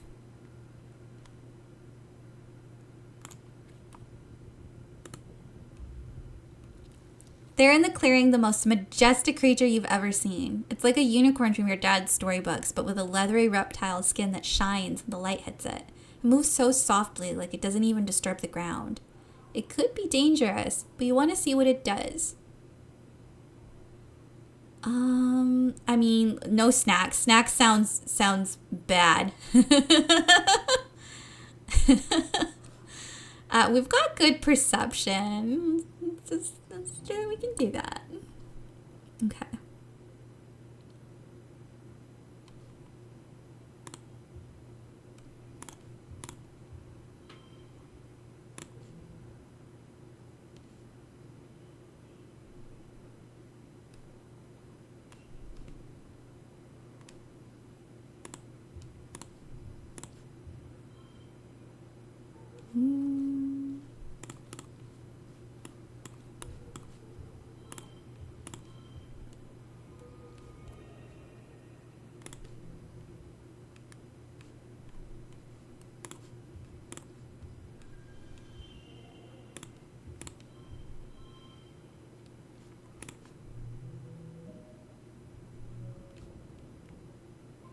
Oh, we're so close to leveling our perception again.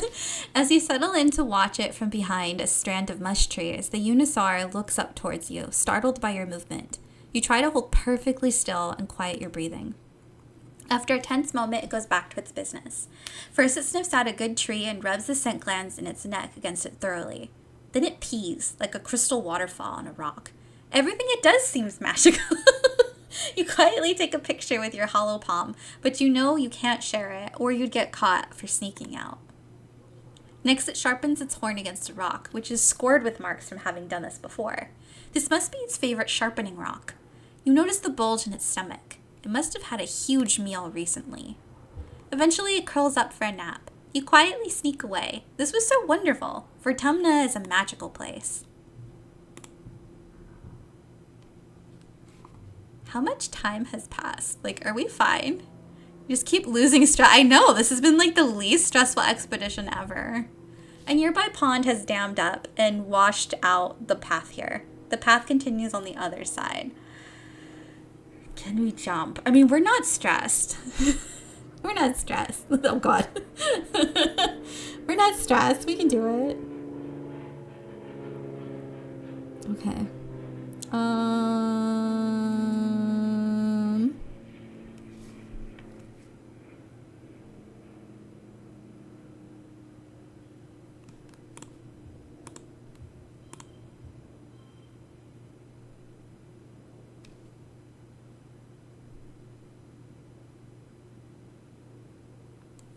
Exploring forever by the power of seeing nice things. That's what I was thinking, because that 0 isn't going to be super helpful here. Oops, well, it's too late. I didn't really think about that. You could have set the 0 to 1. Yeah, I forgot that it can go up in addition to going down. Like, they just always go 1. Okay,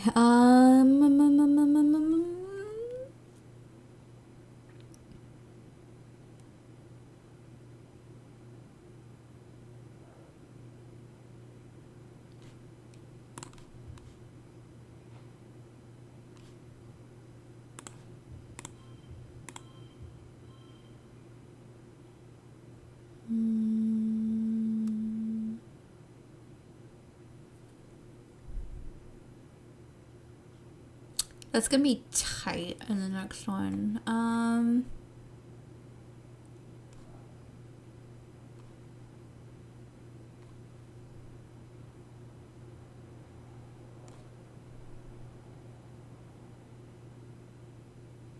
Still a whole round left. Okay, yeah. Save our...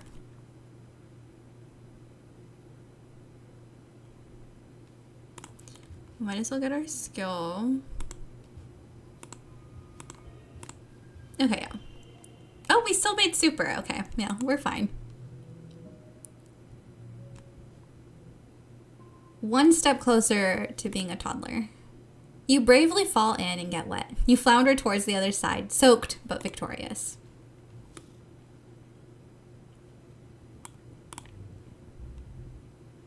At the top of a rise off to the east, you think you spot someone watching you.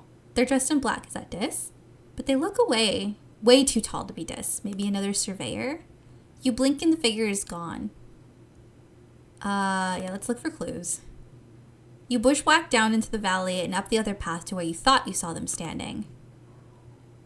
A mysterious stranger with long flowing locks. No sign of a camp or anything obvious like a dropped pack. No note saying, "I'm watching you." Signed, mysterious figure. Spooky.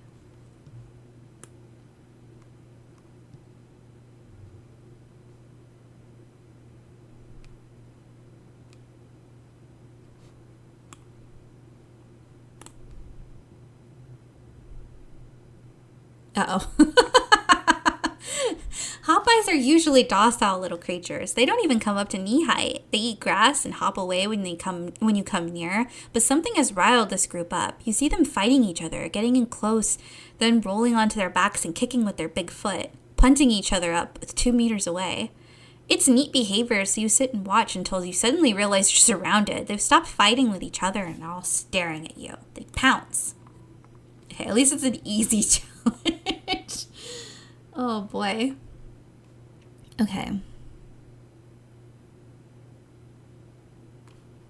I mean, we have 333.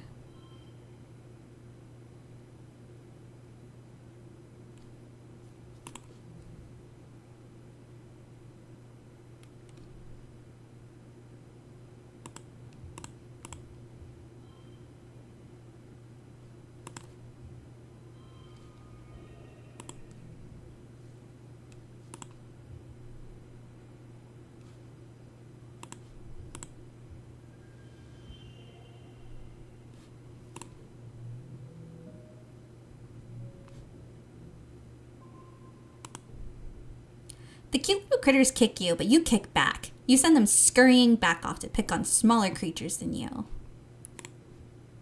We're learning so much more about animals here than at school. Oh, we're getting really stressed though.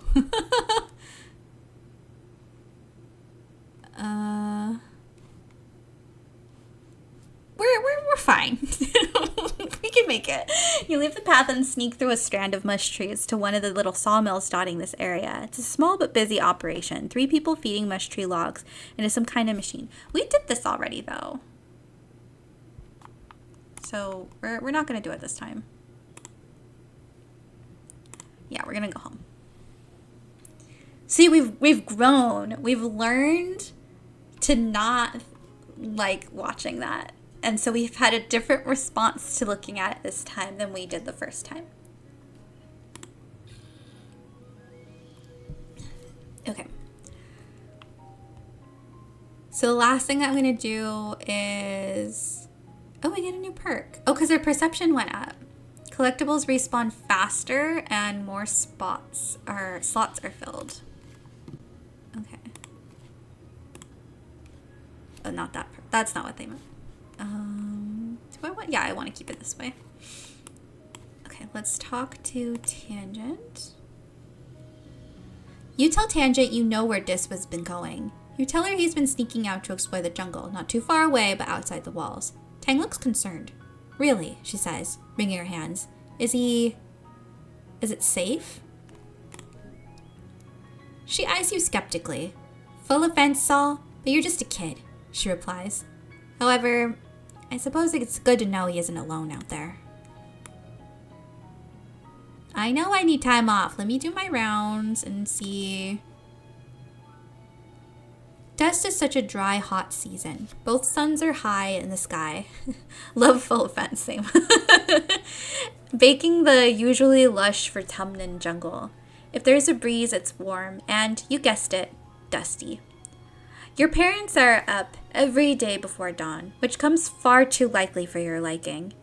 They're usually gone by the time you wake up and home after you're asleep, so you have to visit them at work if you want to see them. Good morning, Gooseberry. Your dad greets you cheerily. Have you come to see the harvest? Your mom and I are gathering crops from actual Vertumnan dirt this week. I just miss you and Mom. Aw, Buttercup, he sighs, kneeling down to look at you. I'm so sorry. How about your mom and I take the day off, and we have some family time together? As promised, your parents leave work early for the day, and spend it with you. They take you for a long walk along the way along the colony walls and have a picnic overlooking the mush tree jungle beyond. Then you head back to the lounge to play a Vert Space game, an old one where the 3 of you play mice and you have to build things to solve puzzles together. As your parents tuck you in that night, you think this must be the best day you've had in a long time. This is still the same day though, right? Yeah. Alright. Oh, wait. A yellow flower. I'm guessing that's a gift I can give someone. Okay, we are going to close out today by relaxing on the walls. You run into Cal and Anemone on the hill behind the garrison at a small construction site. They seem to be throwing logs. There are a bunch of them lying at the bottom of the hill. It's a keeper toss, Anemone shouts to you, then grunts with the effort of lifting a 6-meter-long mush tree pole. She throws it like a javelin down the hill and sprints after it. My best record, she shouts, and ties a piece of caution tape to the end of the pole. Your turn next, Cal says, pointing to it. Did I click the wrong thing? Cal says, pointing to a neatly stacked pile of construction poles beside you. From the looks of the nearby construction, they're probably destined to be a new lookout tower someday.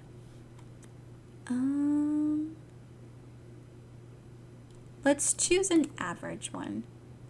Oh, God. Solo's made a fine pole selection, Cal narrates in a haughty voice, and has lifted it onto their shoulder. Next, they will approach the sprinting line and begin their run, tossing the caber before they reach the throwing line. Oh, God. Oh, no. We are not going to do this very well.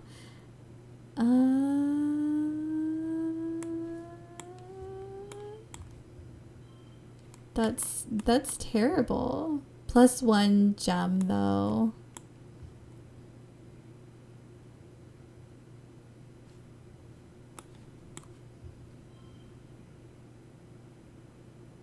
That's probably the best. Oh, it's always locked. Okay.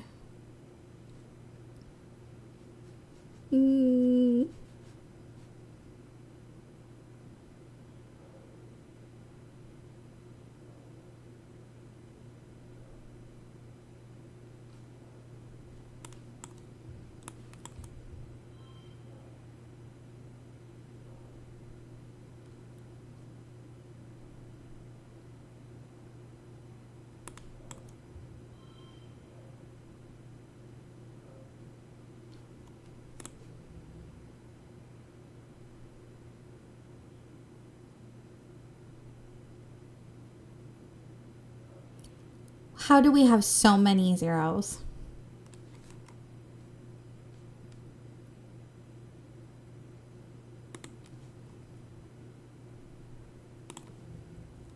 Okay. No, I wish we had that +1 to gems again.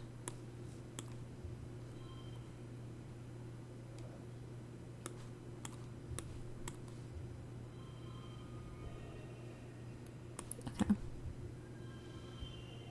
Yay! Okay, we did it. We threw the heck out of that pole. Oh, the pole sails down the hill, past all the other poles, coming to a rest, sticking out of the ground. Wow, you beat my best distance, Anemone says when she jogs back up. Players can't beat each other in mushwood toss, Cal corrects her. They can only beat their own high scores.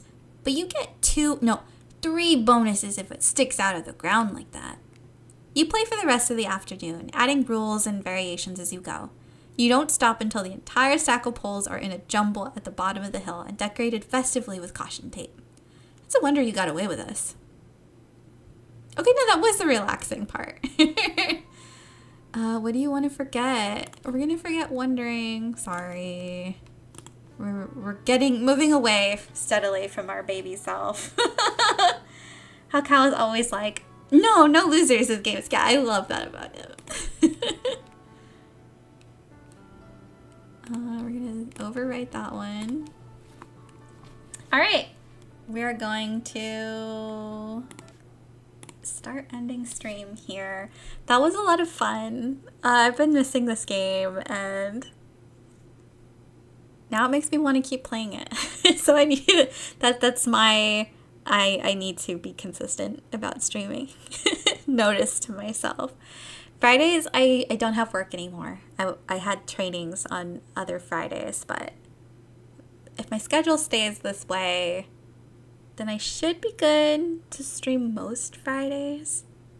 So hopefully I can be consistent with that, although I know there's one Friday where I'm not going to be able to do that coming up. But I think I should be able to do it next Friday. So I'm going to at least hold myself accountable for that. This was a lot of fun. RIP to the people who died. I'm sure more people are going to die. It's been fun getting to know Dis. Tang is losing it to her studies. The people who died thus far. Yeah, I know there's going to be more. I'm shocked that my dad is still alive, but I still don't think he's going to make it through to the end of the year. I think he's going to become a fungus person.